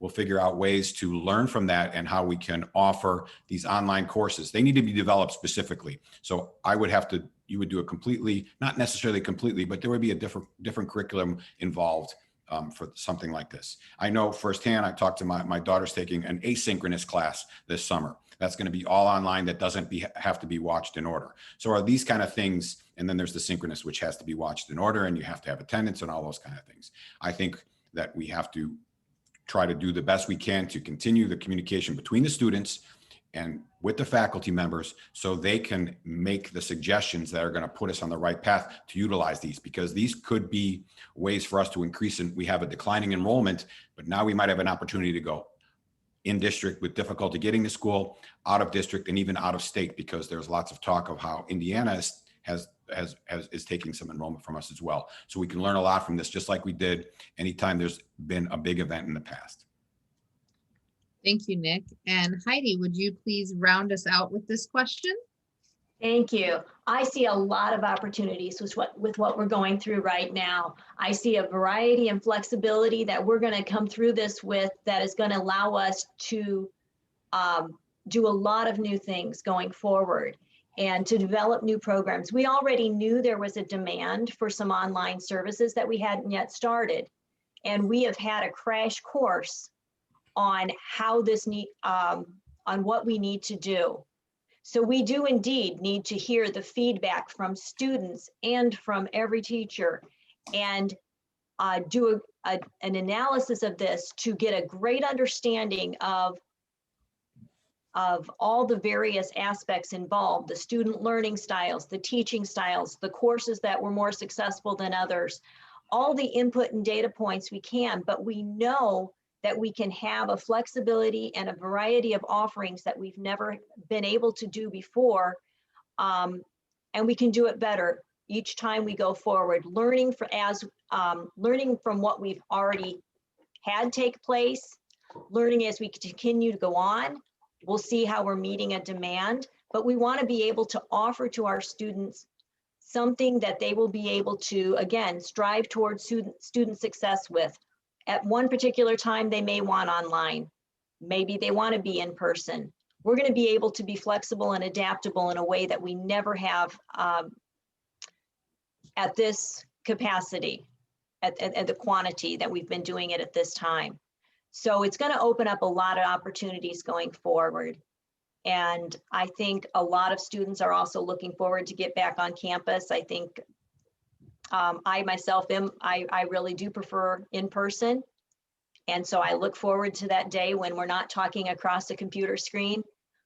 But I also think there is a need and a time for people, depending on what stage they're at and what they're doing in their life at time, to use online and to be able to offer them some a better variety and flexibility, whether it's a hybrid, asynchronous, whatever it might be, on a regular basis, I think will fulfill a need.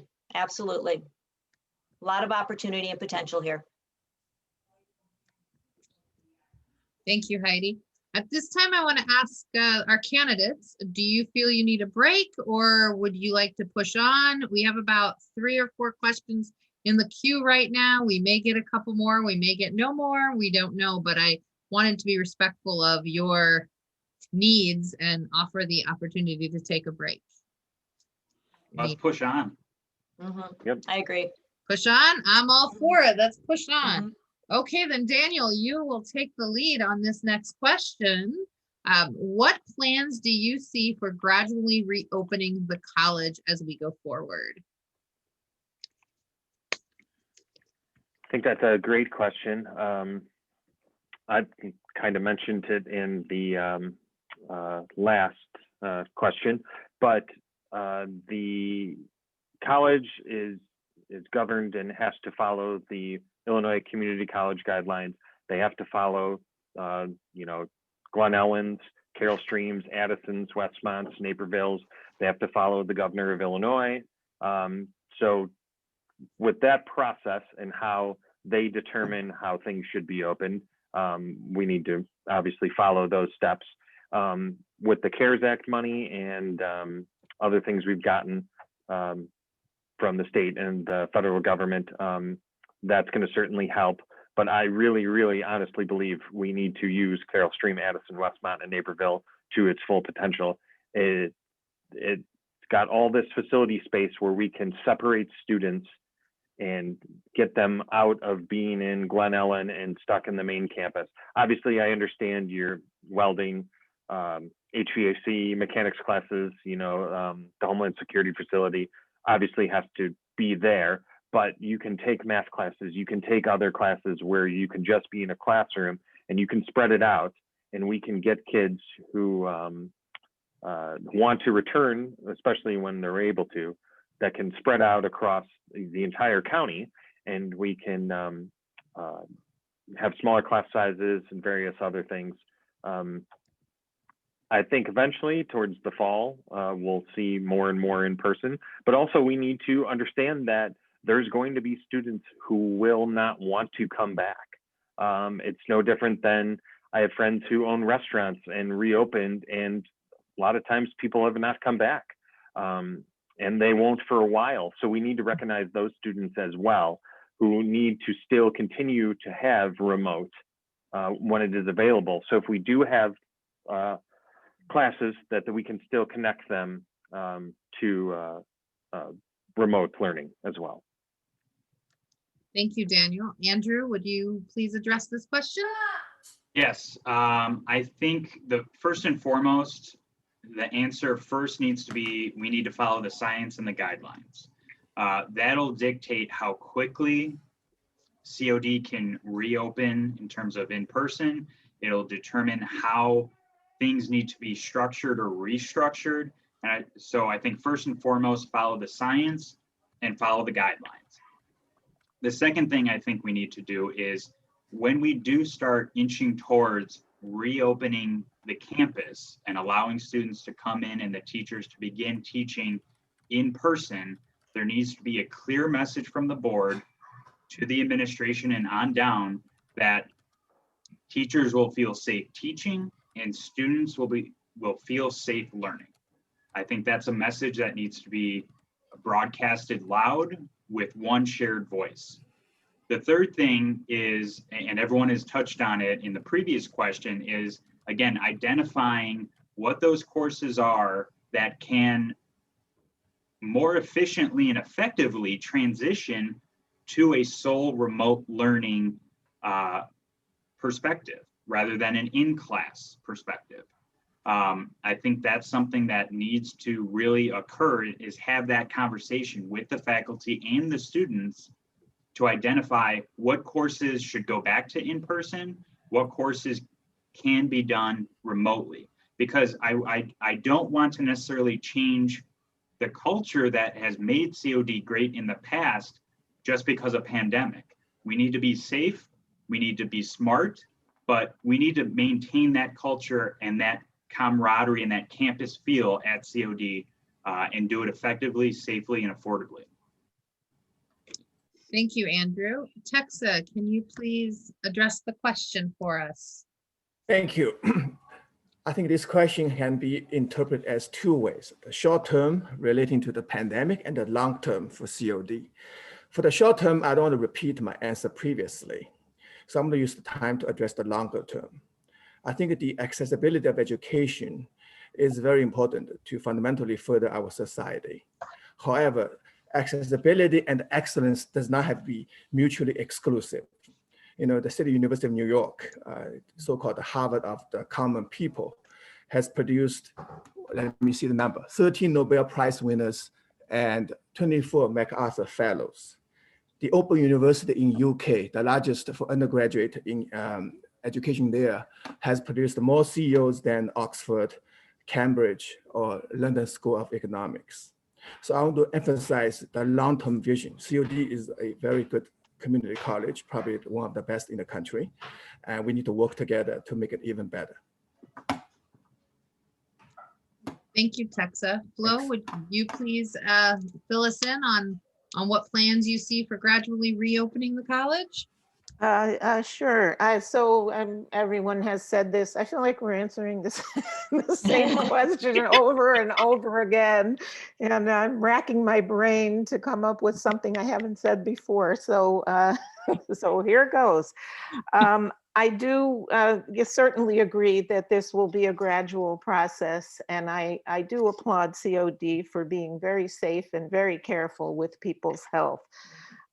We have more vaccinations. The number of cases is decreasing, and it is expected that things will change at COD as they will in many places.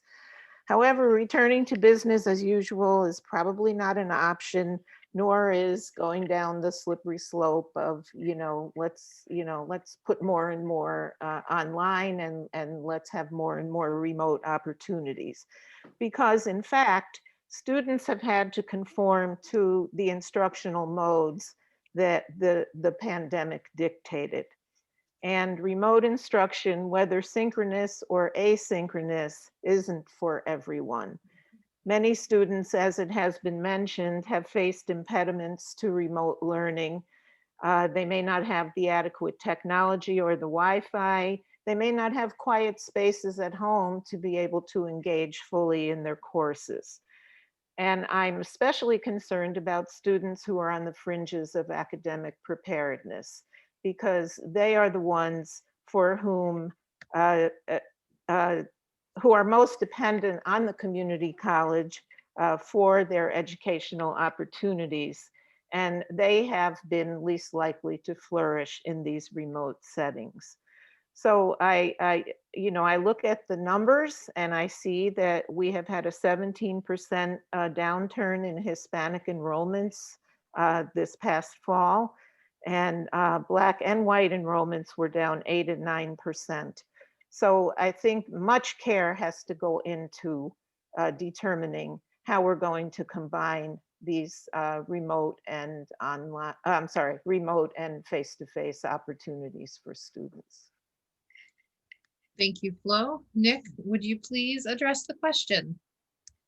Sure. So in order to not be redundant, I'll try to, you know, this is a tough one, right? I think the most important thing is obviously the safety first and foremost. Now, I know after speaking to some faculty members that there was some initial slowness of the board to get PPE into the necessary hands, and there was some reluctance to spend the funds on the adequate number of screeners. So I think what's important is that that does not become a problem as we move forward. To me, this seems like a perfect time to engage faculty and ask them what they think and what's necessary, which classes, you know, can, should, or need to be back in session. Not every, you know, there are some that are going to be just fine continuing until we have a safe, you know, herd immunity in place. Now, everybody sees the news pop up and everything like that. President Biden mentioned that he thought that there would be enough adult vaccines for everybody to have something by the end of May, which puts us in a good spot for the fall, which I think should be the focal point at this time. Summer should be probably a business as usual, but it's important that we continue to provide enough PPE, spend the money that's needed to make sure that there are people available, limit the number of people outside students, admin and faculty that can get into the building, common stuff like not using the elevators or limited number of people in elevators, that type of stuff. But we need to talk to the people who are doing this on a daily basis and get their ideas, and hopefully they can help steer us in the right direction. But ultimately, we just have to make sure that we're following the guidelines that are provided for us. Thank you, Nick. Heidi, would you please address the question? Certainly, and I think I kind of covered some of it in the last one, but safety is definitely important. And I think one of the things we did when we reopened earlier, I'm sorry, not when we opened, when we transitioned and we were discussing how to come back, was to form, I want to say committee, but I think it was a task force of all contingency groups within the campus.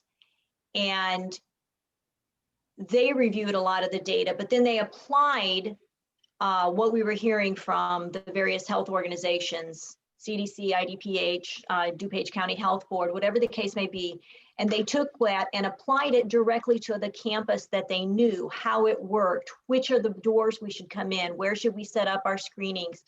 And the result of that specialty of understanding of the area and how the students flow in and out and all those details.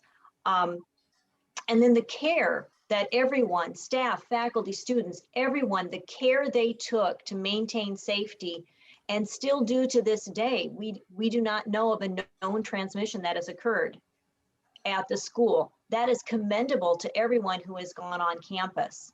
So we have set up a precedence where we are maintaining a safe environment. We want to continue that. And obviously, as we're preparing, our focus is for the fall. How many classes do you open up? What style do you open them in? Meeting the needs of the students. And keep in mind, just a side note here, we do still have counseling services available. We know these are difficult times. So many students are using the counseling service that we've had available. But we want to take a look at a couple different plans that we could have for reopening based upon what we see occurring at that time. So we can be ready to implement one which is most effective for what we're anticipating at that time. Thank you, Heidi. Don, would you please close us out on this question? Oh, I'm last. I should have something good to say then. Yeah, the most likely scenario is a full reopening in the fall. Most adults will have the opportunity to receive the vaccine by the end of the summer. I don't believe any form of hybrid learning will be needed by then. I don't know. any teacher who likes the idea of hybrid classes where half the class is in the room and half are online. Uh, Of course, it's best to take the advice of our public health officials when it comes to the pandemic and not risk our community's health by reopening prematurely. Um, every school district is struggling with this question, but the pandemic impacts higher education even more. Our community college has an older population. Also, our district is larger than any other in this state. So the dispersion complicates the challenge of mitigating the risk of the pandemic. This academic year is a lost year for too many students. I'd like us to, Alexa, would you mind muting? Thank you so much. Sounds like we're in a restaurant. This academic year is a lost year for too many students. I'd like us to develop ways of helping those students to recover. We should consider lowering tuition for a couple of years, reducing class sizes, and maximizing our student support services. When we return to in-person learning, COD has a historic opportunity to re-engineer and reimagine how we approach operations as well as instruction. It will doubtless be a year of celebration and renewal. Thank you. Thank you, Don. One of the reasons we do rotate the order is so that you don't always end up getting at the end or at the beginning. So you all have a chance to have the first word and the last word in these questions. Don, you kind of started to address this next question, but I am going to start with Andrew because he's the next in the rotation to go first. So enrollment, as you know, is down on campus and across the country. And in some departments, it's down even further, causing great detriment to some adjuncts, to some full-time faculty, to people all over the country are suffering from enrollment on college campuses.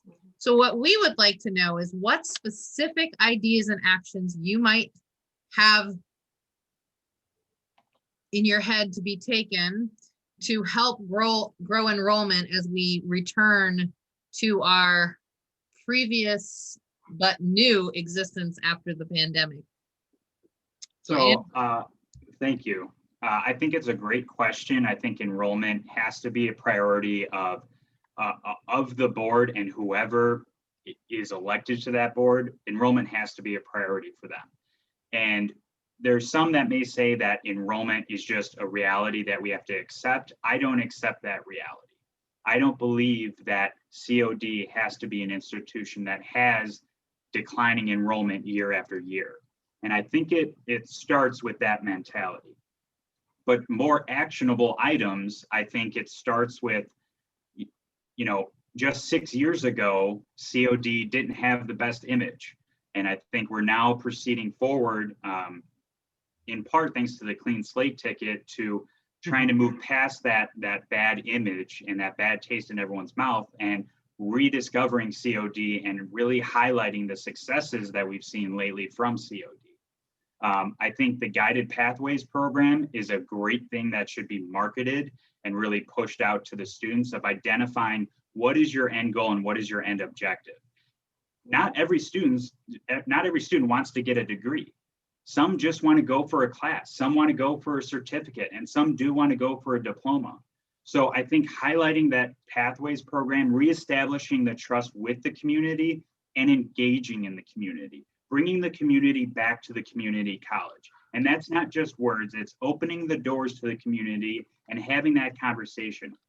And in my view, there should be a Pathways Plus of not only for the students to get their degree or their certificate or whatever their end outcome is, but engaging with them to bring them and bridge them from the classroom to their career, working with local businesses, engaging in technology, in the technology industry, and having those programs at COD to really capture the attention of students.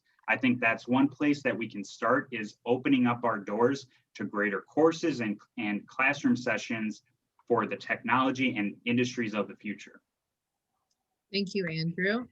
Texa, would you please answer that question? Sure, my pleasure. So this pandemic impacts everyone. And I believe by and large, the enrollment will recover once it is over. The second point is this: declining enrollment may not necessarily be a bad thing. That depending on who and why the enrollment is reduced. Since this question is raised, I'm assuming the questioner has this in mind. The questioner assumes this is a bad thing. So let's answer into that particular angle. The reason I want to emphasize this is that I don't want this COD to be too focused on self-interest, which is always trying to enlarge its budget, enlarge its enrollment, independent of the needs of the community. It is possible, it could be, for example, that people have left for some better colleges. So anyway, that's just, I want to touch about this possibility. The third point I want to make, let's say we recognize or assume that declining enrollment is not a good thing and how we address that. The way I would approach that is trying to increase the value of the college, the education it provides to the community by introducing this concept of manual labor college, which is to use real work as the means for quality education, not just classroom. Thank you. Thank you, Texa. Flo, would you please address the question? Yes, I think that to stay true to its mission, the college should prioritize outreach to students who have fallen away from the institution due to impossible situations, both personal and economic, in their lives. I also think that I have learned about a movement among community colleges, and I know that COD is talking about this as well, to reach out to students who have some credits but no degree. And I think that these two categories of student, you could say it's one category, are those who have made the effort to further their academic goals, but have found that there are impediments in their way. I think that COD should work to try to understand what these obstacles are and work with these students who have already made a commitment to want to further their education. I also think that displaced workers can benefit quite a bit from new programs that focus on emerging industries. Surely there are many opportunities that will that are springing up or will spring up in our communities as we emerge from the pandemic. And I think career counseling for students who have fallen away may actually direct them to these emerging careers as well. Thank you, Flo. Nick, would you please address that question? Certainly, I've actually thought quite a bit about this. So if you look at the SWOT report, one of the key threats are underprepared incoming students, right? Outside of the declining enrollment, this is one of the things that we're going to see as a community college. So this kind of thing is, speaks to the ability to do programs specifically that address this student. And they may be coming from a particular demographic as well. But we have the 2+1, the 3+1. Maybe we have a 1+2, where this 1 gets people up to speed so they can get to the +2 and decide at that point where they want to go. Okay. There are things like some examples I thought of as I was reading through just all the paperwork and all the reading that's available for COD, and thinking about ways that that we can reach different parts of the population. We can do something like, and I have specific names for these things that I've come up, like a re-GED, where somebody who has the GED but needs to reinforce those skills, a program that's available to them. And again, fees and all that kind of thing are debatable. A life skills, these are practical things that we don't teach anyone anymore. Turbo Team, where you're getting ready for high school. I know we have relationships with high schools, but this could be something that's very specific towards, a group of students, and doesn't have to be targeted toward any one high school in the district. After school clubs, You know, we lost a lot with early childhood development, but there are other opportunities we potentially have. So we're focusing on the demographic that might go for the 2+1 or job training and that type of thing, but we can expand that greater to really focus on what some of the needs of the community could be for education and that type of thing. And then finally, I think we have to look to make an effort to increase our financial stewardship, right? A lot of the problems we're going to have are people being able to afford to go to school. So we have to look either at increased scholarships or having, you know, industries that sponsor scholarships where they start to supplement this middle worker class where they're paying for these young adults or middle adults, however you want to look at it, to get re-educated and walk right into their business and help them out. So that's just a few things that I've been thinking about. Thank you, Nick. Heidi, would you please address the question? Certainly, and it's a great question, very valid. So this whole process falls under what we would call our SEM project, the Strategic Enrollment Management Program, where we want to first engage a student, then we want them to enroll, we want to retain them, and we want them to meet their vision of student success. So this has been thought out. We want to take resources and apply them to that goal. And I just want to reiterate some of the items I mentioned earlier that we have expanded and I think are going to address this. We have increased our dual enrollment classes with our local high schools. So as they finish up their last year, they're going to be getting credits for both, and we can encourage them to continue on at the College of DuPage. We have one of the barriers that a lot of students have where they are concerned, are they ready for college and college readiness? We have a math program that we can present to seniors in high school that if successful, they, number one, get that that emotional charge you get when you succeed at something as they accomplish that class, and then they know they are ready and they can take on what the college has to offer as they want to continue. So we are actively engaging our high schools to making a more focused effort at reaching out to them to bring to show them what a jewel we have here at College of DuPage. Someone mentioned scholarships. Again, another potential barrier for students of all ages. And March is the month. There are a lot of scholarships available. If someone's out there, go ahead and apply for them this month. There's a lot of things. And also we have an incredible DuPage Foundation, which is really stepped up, especially during the pandemic, to help our students with some financial needs.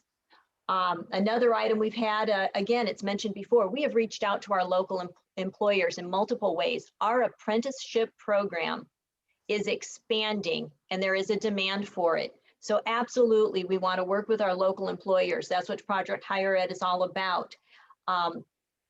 In addition, we've worked with industries to create certificates programs so that they can come in and within 7 months or so, turn around and get something with a job that is in a high demand area. So we work with industries, we work with our local employers, try to meet their needs. We are working. Heidi, I'm sorry to interrupt, but you are now approached 2 minutes and 30 seconds. And I'm looking at the wrong person. Sorry about that. You can tell I'm excited about this one. Yes, but I still had to stop you. I understand. I missed Frida and a couple others. All right. So Don, would you like to address the question? Yes, of course. Yeah, I was going to make a joke, but I won't.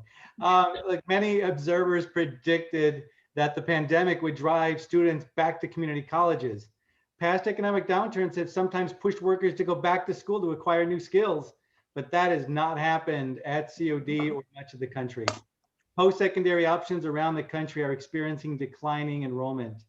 A lot of that is because many workers have been forced into gig work rather than reskilling. College of DuPage has continued a trend in declining enrollment that began 6 years ago.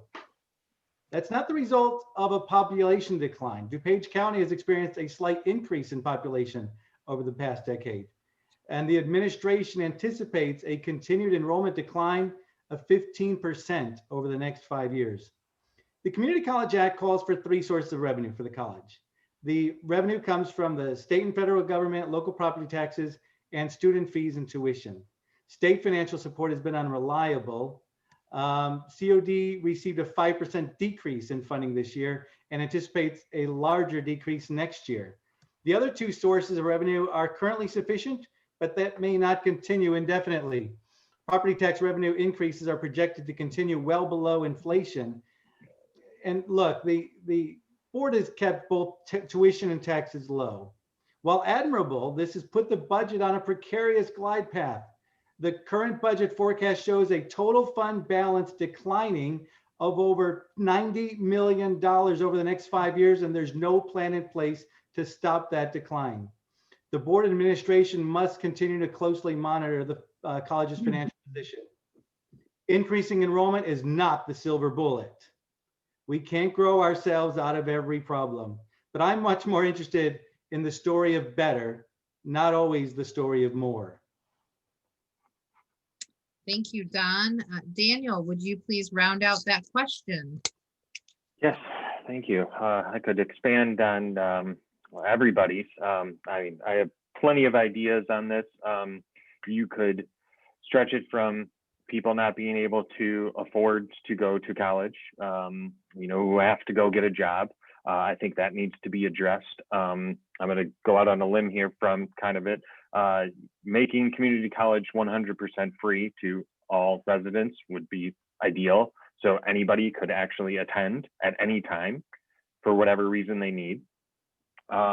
Me being a millennial, a lot of my friends are having kids and they need to start saving for college, and crippling my entire generation and our kids with student debt that will follow them for generations is just absolutely absurd, and it steers people away from gaining education and gaining skills to have a better career. Expanding on this, working with high schools, I know that's being implemented, but working with every high school in COD's territory to get kids to go from COD, take classes even when they're in high school, that translates over to COD so they can graduate faster. And marketing. We need to market so much better to everybody. I can't tell you how many people I've run into that didn't know all of the stuff that COD had to offer. I think it was Nick who said he went through all the classes and everything, from Photoshop classes to various things that people in the community could come and take one class just to do. And so focusing on enrollment solely, like Don was saying, it's been falling for 6 years. There's tons of different reasons why, but we need to inform the public of everything that we have to do, from taking classes that will get you to a 4-year college, or that will get you immediately to a career, or it's something that one single class that can benefit your career in the future needs to be expanded on. I've seen the marketing. I don't want to bash the current marketing, but it's also not the best. With genies in a bottle and 3 wishes. I think we need to do a better job of informing our community exactly what we do, because that marketing sounds more like we're giving you a wish that you just couldn't grant yourself. Thank you, Daniel. So at this time, we're going to shift things up a little bit. We have 3 questions left and then the closing statements. However, these are I think, 2 very difficult, 2 of them are very complex and deep questions, then we are going to limit your time on them to 1 minute. So yes, we want to challenge to see what kind of thought process you can have in a shorter time. But before that, we have a question that is a 1-word answer. It's yes or no. And we hope that you will all be forthcoming with your response. And I will, after I read the question, I will just say each of your names in a random order, and you'll say yes or no, and then we'll move on to the 2 speed round questions.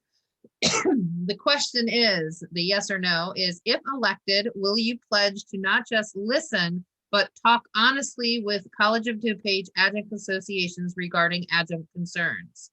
Heidi, we will start with you. Yes. Daniel. Yes, absolutely. Andrew. Absolutely, yes. Don. Yes. Texa. You're muted. Hold on just a second. Hey, remember, I'm running a restaurant here, so thank you so much. The answer is a C, Senora. Thank you. Nick, Yes, of course. Flo. Yes. Okay, that was our break to get a little bit of momentum to go into the speed rounds. Okay, and Texa, you are going to start us off on this next question. Only a small number of current adjuncts are considered for full-time positions. How do you address this bias and also the bias of ageism in full-time faculty selection? In 1 minute. You're muted still. Sorry again. All right, 1 minute. I love those short questions. Yep. I mean, Okay. short answers. Now, because I'm a Chinese English, I cannot run too long, you know that, right? By now. So I would say the fundamental approach is to introduce pay for performance and management. If we run COD like a real business and let faculties perform to the best they can, only the student can benefit, who are the real target of audience that we're trying to serve. So better faculty pay and so forth are a means to an end. You were finished before I was ready for you to be finished. Thank you.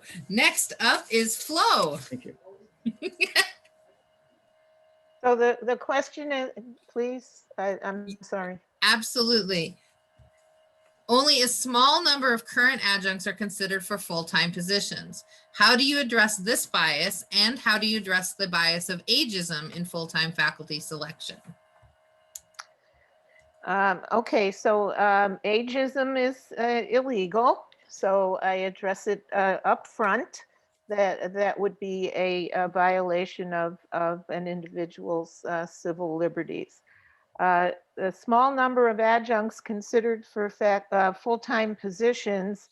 The number is possibly arbitrary, and I think that adjunct faculty who have had a history with the institution should most definitely be considered for full-time positions. It only stands to reason that these are individuals who have made a commitment to our students and are known by their fellow faculty in these departments. And I don't see how a number can be assigned to this the pool of eligibility. Thank you, Flo. Nick, would you please address the question? Sure. First off, obviously, the ageism, it should all ageism and the number of faculty available, we have to just approach this from a meritocracy standpoint. That should be the guide to who gets hired and who has the opportunity. You know, if there for some reason is a limit on the number of adjuncts that can be that have the possibility to move on, maybe we better look at trying to move the adjuncts benefits a little bit more toward the full-time faculty role, especially for those who, there's going to be plenty of adjuncts who don't necessarily need some of the things that the current adjuncts need, like insurance or being able to benefit from some of the other things that are available to the full-time. But there should be no limit. It certainly doesn't seem like there should. Well, there should. It sounds like there's plenty of roles to fill. We should fill those roles, and we should have a bench that's full and ready for people to move on as necessary as people retire or spaces become available, or the need to provide for extended class lists becomes an issue for the college itself. Thank you, Nick. Heidi? I'll echo some comments regarding ageism. No, that is wrong.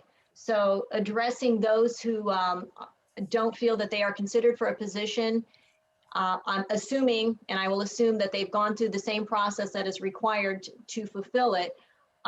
What is the barrier that's preventing either the application process or the consideration? Because if a candidate wants to apply and be considered, I don't understand why they would not be able to, again, unless there is a numbers things. But absolutely, if someone who is committed an adjunct who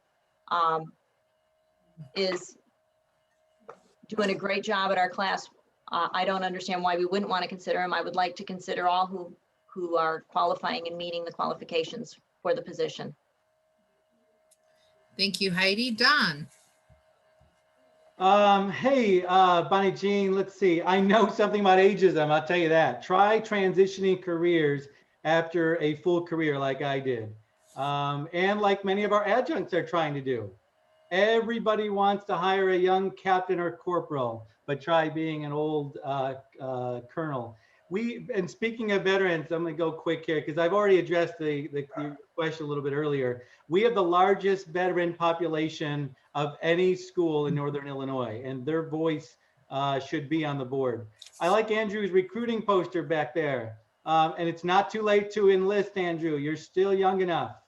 And look, so I've been through that as an older person transitioning careers. I know exactly what it feels like to be trying to put together something else. And I feel so fortunate to have found my dream job teaching and mentoring young people in the city. I've already said that we need to maximize always the full-time positions that we offer to our adjuncts. As we renegotiate that contract right now, as we come on board, that building fairness into that process needs to be at the top of our list of priorities. Thank you, Don. And Daniel? Obviously, I will repeat, anybody operating in discrimination that is involved with the community college, immediately needs to be removed, and it's appalling and illegal. When it comes to a smaller number of adjuncts, again, what are the application requirements to meet this? Anybody who is qualified should have an interview and should be able to go for the job. My mom, when she was leaving her elementary school, they had a 3rd grade job open and they had 300 people put in applications for it. And they interviewed every single one of them because that was the right thing to do. And I also think that's the right thing to do here. Anybody who is qualified and can interview should be interviewed by the administration, and then the administration and the board should make the determination after that. Thank you, Daniel. Andrew, would you please kindly round out this question for us? Would love to.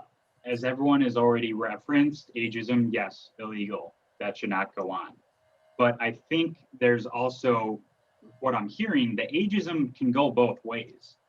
You could have someone who's very old and have them be discriminated against, and someone who's very young be discriminated.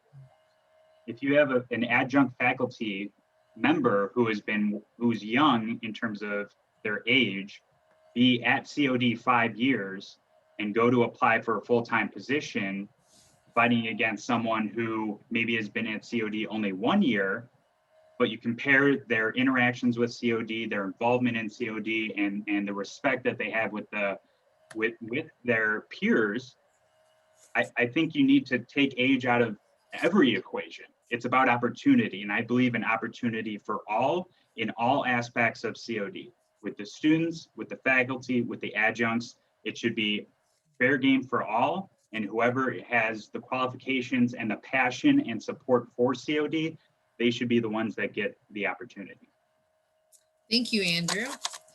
Our last question before our closing arguments, closing statements. I know there's a couple of lawyers here, so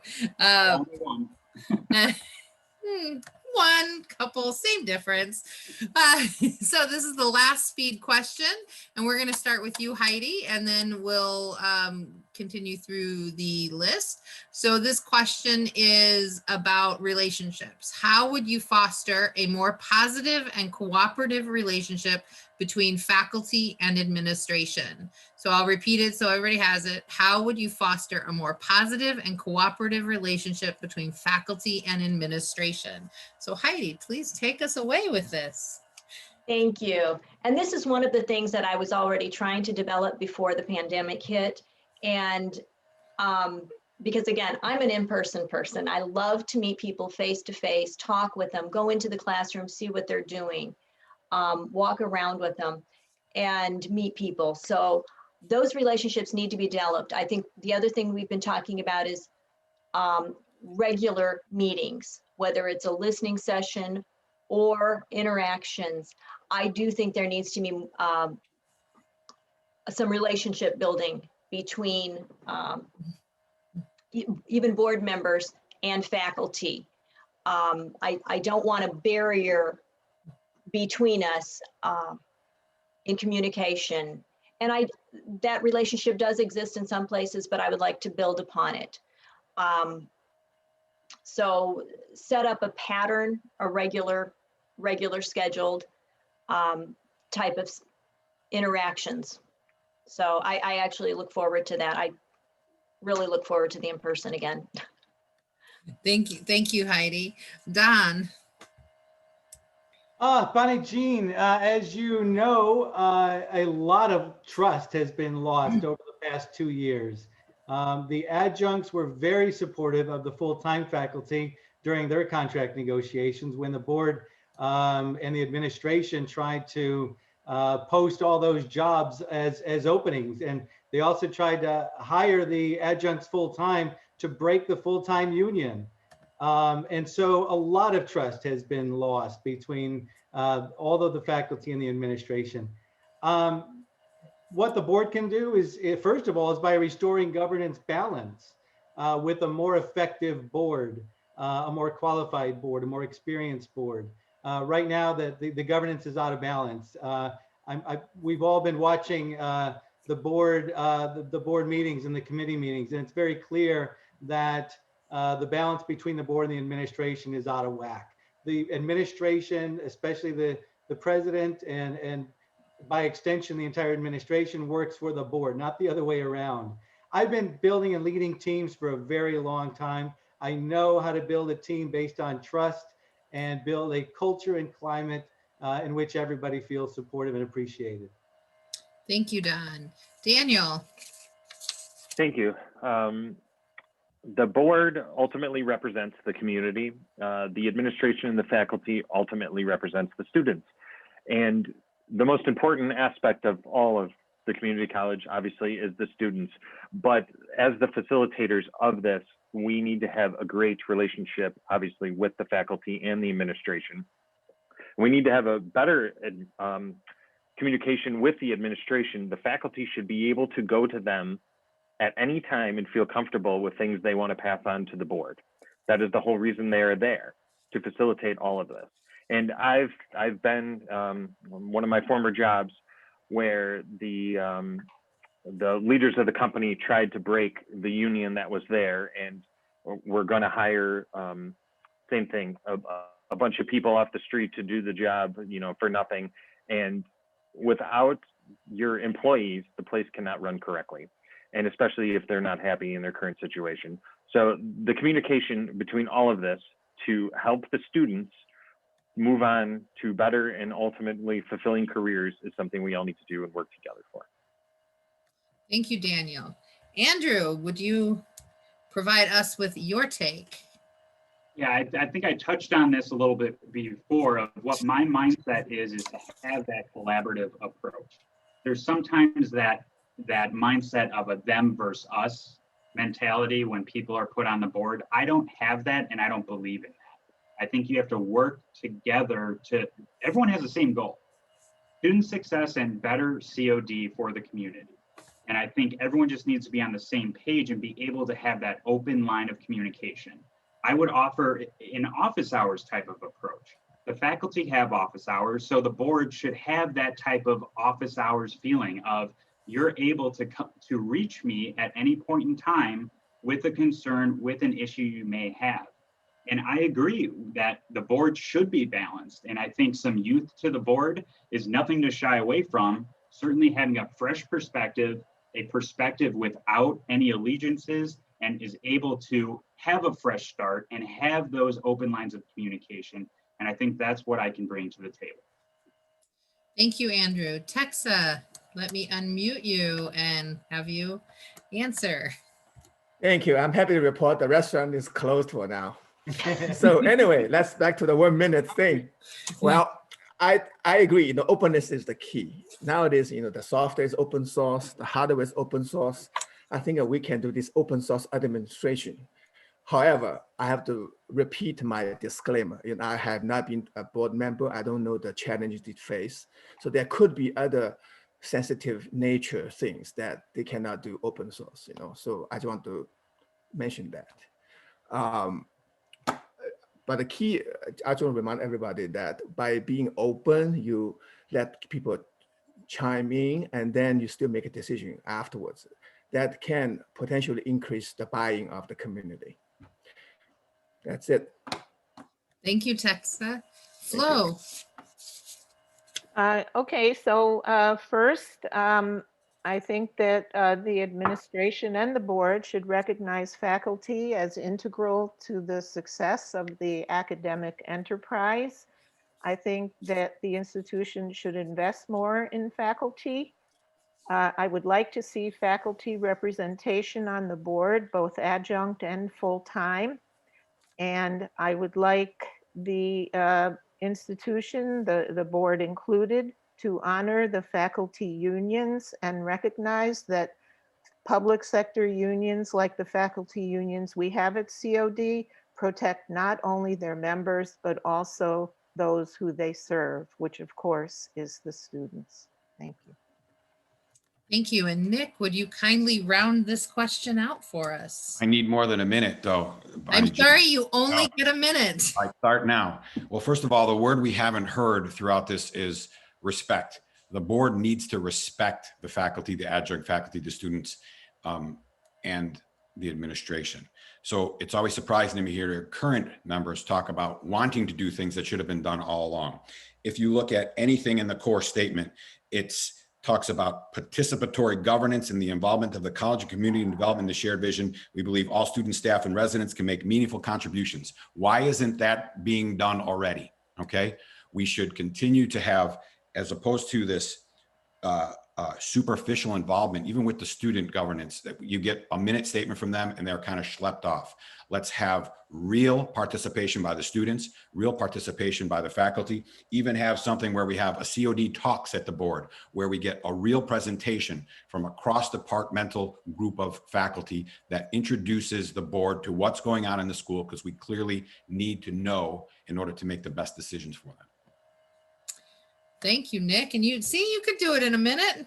You all did excellent in the. Because you yelled at me once already, so. I didn't yell at anyone. Oh, you did. My hand still hurts. I am a teacher, but I don't use a ruler. But so that concludes our question and answer portion. We now will enter into the closing statements that you each have prepared ahead of time or rewritten while you were listening to your fellow candidates. We started with Flo at the beginning, but the privilege of having gotten her information in first means that she gets to have the last word. So we reverse the order for the closing statements, which means Texa, would you please start us off with your closing statement? Thank you for the opportunity to be the first while being procrastinating, right? On the submission front. So when I hear free college, this reminds me of this phrase, freedom is not free.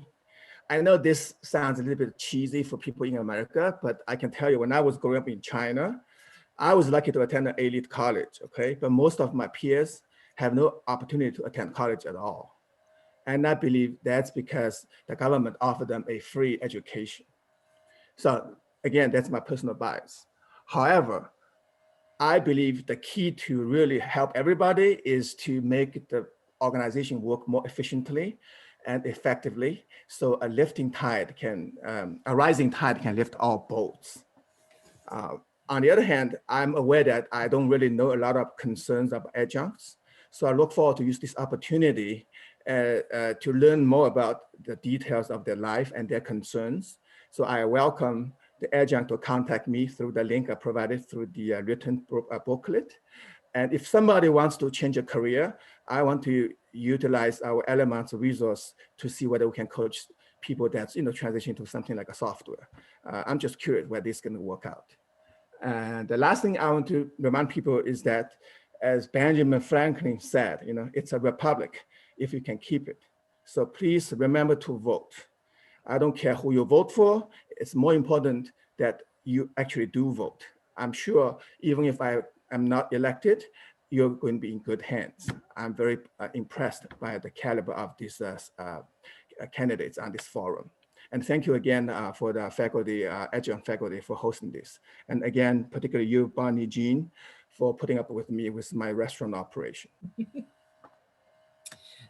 Thank you very much, Texa. Andrew, would you please regale us with your closing statement? Absolutely. I just want to say thank you again, literally from the bottom of my heart. The opportunity that's given in these types of elections, having a platform for the community to hear from all the candidates, it is certainly admirable and much appreciated. We've been talking a lot about what our vision is for COD and how we want to achieve it. My vision for COD is having a place or having a board that is accountable, transparent, and has opportunities for all students with the main goal of achieving student success. One thing that I really want to touch on is, in my career, I've had the opportunity to represent the students. When I was at Illinois State University, I was the student body president and I represented 20,000 students. Back in 2019, my high school was going through a very contentious negotiation with the teachers union and the board of trustees. So I spoke on behalf of the unions because I saw that a fair and equitable negotiation was not occurring. So that is, I've represented, if you want to consider that, represented the faculty in that respect. I've represented the students, and being a member of the community, I want to represent the entire community and all shareholders. And so one of the other things that was mentioned throughout this forum is, again, I believe that enrollment shouldn't be, or low enrollment or declining enrollment shouldn't be a staple to anyone that is on the board. We should have a vision and a belief that our enrollment should increase. High enrollment is a testament and a statement to the community that COD is strong and on its way forward. If you have low enrollment and declining enrollment consistently, that's going to lead to lower incomes for the school. And as was already mentioned, you got to counter that with either increased property taxes or tuition. And that should not be the case.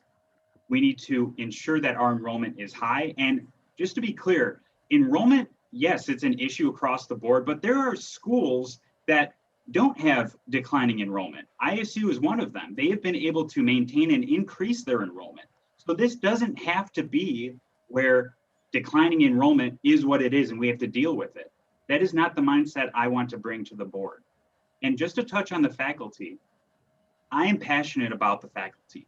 The faculty are more important than the brick and mortar of any building that can be constructed at COD. And I will bring that passion and that perspective to the board. But we have to be clear, is we have to have someone in that position that can obtain all the information and think critically of each and every issue that is brought to the board's attention. It's not only faculty issues, it's student issues, it's staffing issues, it's administration issues, it's legal issues. That is the experience that I will bring. And I hope that I can count on everyone's support, and we've had a great forum, and I just want to thank you again for the time. Thank you, Andrew. Daniel, would you please provide us with your closing statement? Yes, thank you, Bonnie Jean and Cheryl, and thank you to all the people running. It's a great honor to be with everybody who cares so much about their community. And thank you to all the adjuncts, and thank you for being teachers. They're an extremely important position in our society to pass knowledge on to other people. And I mentioned, what I believe when I first opened, that the ability to gain knowledge is a right, not a privilege in this country. We live in one of the most wealthy counties in the entire country. It's over 1 million people. It's larger than 9 states. Some states have two senators, and we have over 1 million people. I love where I live. I was afforded a lot of things when I was growing up by my parents, who sacrificed everything for us, and they instilled education and the importance of it to me And I would like to pass that on to the rest of my community, which I care deeply about. I'd love to see people be able to go to community college or to four-year colleges and to get a lasting and fulfilling career where they can stay in their community where they grew up if they want to. And I honestly believe that we should provide that to people who can't afford it by offering free community college to every single person who cannot afford it. And we come from a very affluent area for the most part, and I'd like to see every single person have the ability to get the same education that I had along the way. So our mission should be to foster an inclusive and supporting community for everyone who wants to be involved in it. And I'd like to see that going forward. Thank you. Thank you, Daniel. Don, would you please share with us your last words? Hopefully they're not my last words, Bonnie Jean. But thank you again to the adjunct faculty for hosting the forum, and to Bonnie Jean. What a great job she did, everyone. But no. Hey, just to clarify, Andrew, the Illinois State University website says that they have a slight decrease in their undergraduate. Graduate school's up a little bit, but their undergraduate numbers are down about 0.8% this year. I'd like to close with my personal education story. Most of the students at COD are the first in their family to attend college. We call them first in family. I understand the challenges of first in family students because I was one. When I was growing up, my family did not emphasize education.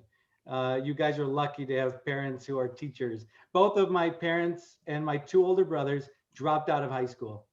I graduated at 16 and knew I wanted to go to college, but like many in our community, I faced a steep uphill climb.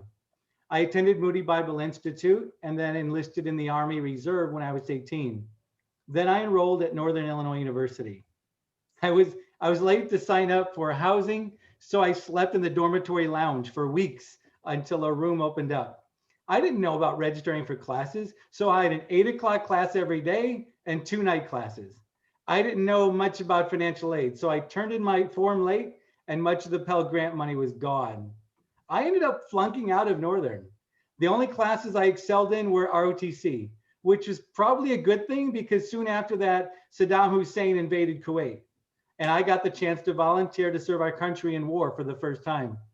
When I returned from Iraq that time, I tried again at our community college. I enrolled at Harper College, and there everything changed. I had 2 adjunct instructors that changed my life. They brought the real world experience into the classroom. They knew the practical application of the material because they lived it, and they inspired me to continue. I transferred to Western and graduated with a decent GPA. I accepted a regular Army officer commission. During my time in uniform, I earned 2 master's degrees, one in adult education and one from the highly selected Army War College. And now I'm studying for my doctorate back at NIU, where I originally failed. I understand how a college education can transform lives because it transformed mine. It allowed me to serve our country around the world, to lead and mentor young Americans, and to build my own family in our forever home here in DuPage County. Help me to continue, help me to contribute to COD continuing that transformative work. And not only me, I ask you to support Dr. Flo and Nick Howard. In the Army, I served with all kinds of soldiers.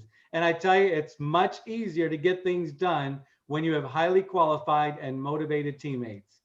And in this group, the only 2 I see like that are Flo and Nick. Thank you. Thank you, Don. And Heidi, would you please share with us your thoughts? Again, I would like to thank everyone here, Cheryl, Bonnie Jean, the rest of the faculty and the listeners. Thank you for your time tonight. It has been a privilege to serve as a trustee. And going forward, I can say that there are a lot of ideas and plans that are in play. Some of the things we've talked about tonight that some people think need to be started have already been started. And one of the one of the things I wanted to do by mentioning Project Higher Ed, dual credits, these are some of the things that have taken fruition recently as a result of a process that's been in play for a while. And they are things to be proud of. And they're going forward, they will make a difference. The Navigator success story for student success is amazing. And we want to replicate that. Has everything gone smoothly and perfectly? Probably not, obviously not. But we're learning. One of the quotes I love about education is not the filling of a bucket, it's the lighting of a fire. We are always continuing to learn and grow and be open to new ideas and hearing things. And COD is an inspiring location. It's a cherished jewel within our community. There's so much we can do there. The knowledge we can gain, the people we can meet. And I want to have a respect, and I do have a respect, Nick. It's an appreciation for everyone involved in the community. I hear from all the stakeholders, and when I've gone to make decisions each and every time, I strive to uphold the mission, as I mentioned in the beginning. And I go through a work ethic that says, get the information, make the decision based on the information, the data points, and forward the mission of the college. I will continue to do that. And I want to see some of these programs. I want to see some of the ideas that I've had and discussed with some of the trustee members, some of the admin, and even some of the faculty. There are many things we can do, but I also want to recognize the success stories we've had. And they've been amazing. And yes, even our marketing plan has won an award recently. So there have been some amazing successes with what we've done in the last couple of years. Thank you, Heidi. Wasn't sure you were done there. I was waiting for more. I watched the light. Thank you. I saw that yellow and I said, I'm getting close. I haven't gotten zinged. Well, I did get zinged once. Sorry. I didn't repeat the mistake though. You're in good company because Nick got dinged earlier. So but he's not going to get dinged this time. Now take it away and share your last thoughts tonight with us, Nick. Yeah, well, thank you very much, everybody. We appreciate this. Has been a lot more fun than I anticipated, to be honest, outside of my gentle reprimand at the beginning of my time on screen. First of all, I would truly be honored to serve the community as a member of the COD Board of Trustees. You know, one thing I've learned over the years is that one of my greatest assets is that I know what I don't know. I have my strengths, the areas where I need some work, and most importantly, I know where I'll need other people's help. As you already heard, I'm running as a slate with Don and Flo. We're each strong and talented in our own way. However, together we cover a wide and varied range of expertise. And on top of all that, we work very well together and we genuinely like each other.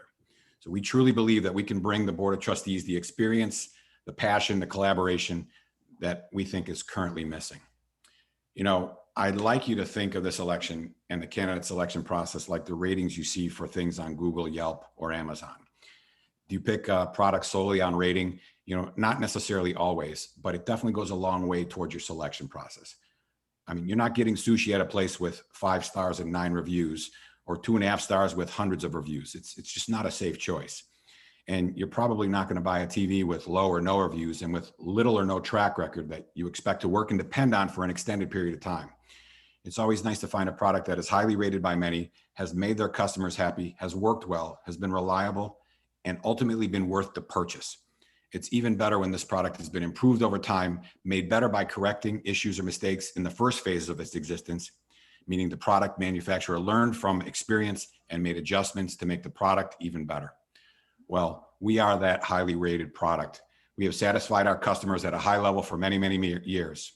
We have a proven track record. We have not been perfect, but we have learned from the mistakes and worked toward making our end product better and better over time. We are worth your purchase, worth your choice as a team of products that is built to last, operate, and perform for the long haul on your COD Board of Trustees. We ask if you support one of us, you support all of us. Again, thanks for your time and consideration. Thank you, Nick. And Flo, you are up to share your final words for the evening. Okay, dead last, huh? Okay, in this forum, I have shared my background, my reason for running, and my views on the things that matter most to you. Thank you all. I have the breadth of experience in higher education to take on the task of overseeing COD's emergence from the pandemic. The faculty member in me will encourage the college to carefully reinvent itself, striking a balance informed by faculty and staff between remote and face-to-face instruction and student services. The department administrator in me will encourage responsible program development that attracts students and serves the needs of the community. The grant writer in me will encourage the greater pursuit of funding opportunities to support student recruitment and retention, as well as academically. The union member in me will work to ensure that COD lives up to its aspirational values of treating everyone in the community with respect and dignity. I look forward to this challenge along with Don and Nick in our efforts to serve the COD community. Together, we bring a diversity of experience to the important task of COD oversight and accountability to the community. Thank you.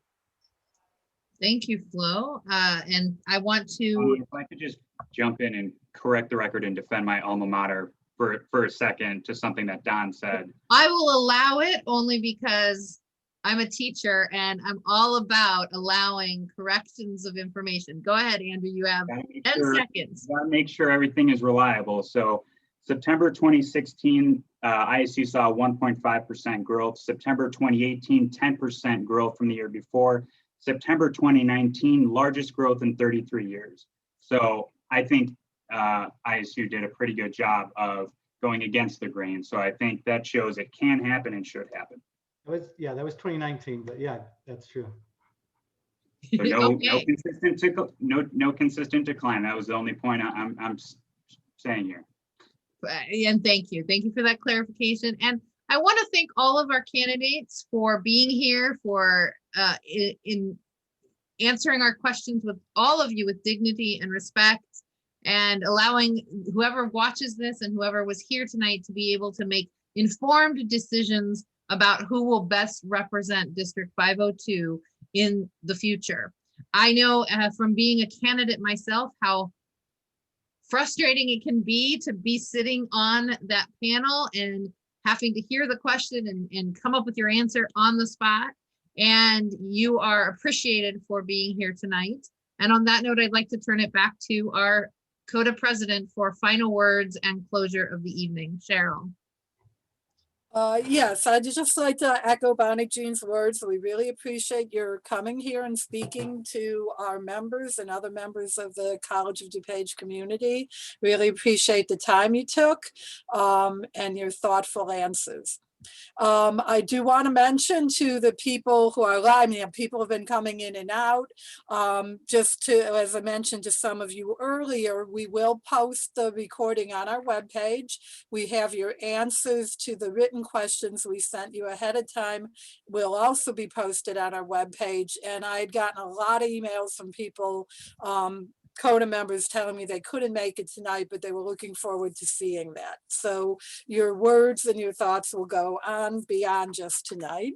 Thank you to the people who joined us tonight. Really appreciate it. If you want to send any thoughts about what you heard tonight, send it to CODA via our website, coda.org. There's a way to email the CODA board, and we'd appreciate hearing your thoughts.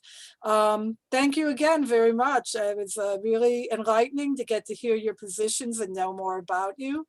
And I appreciate you being here. Thank you very much. Thank you. Thank you. Thanks. Good luck, everyone. Bye.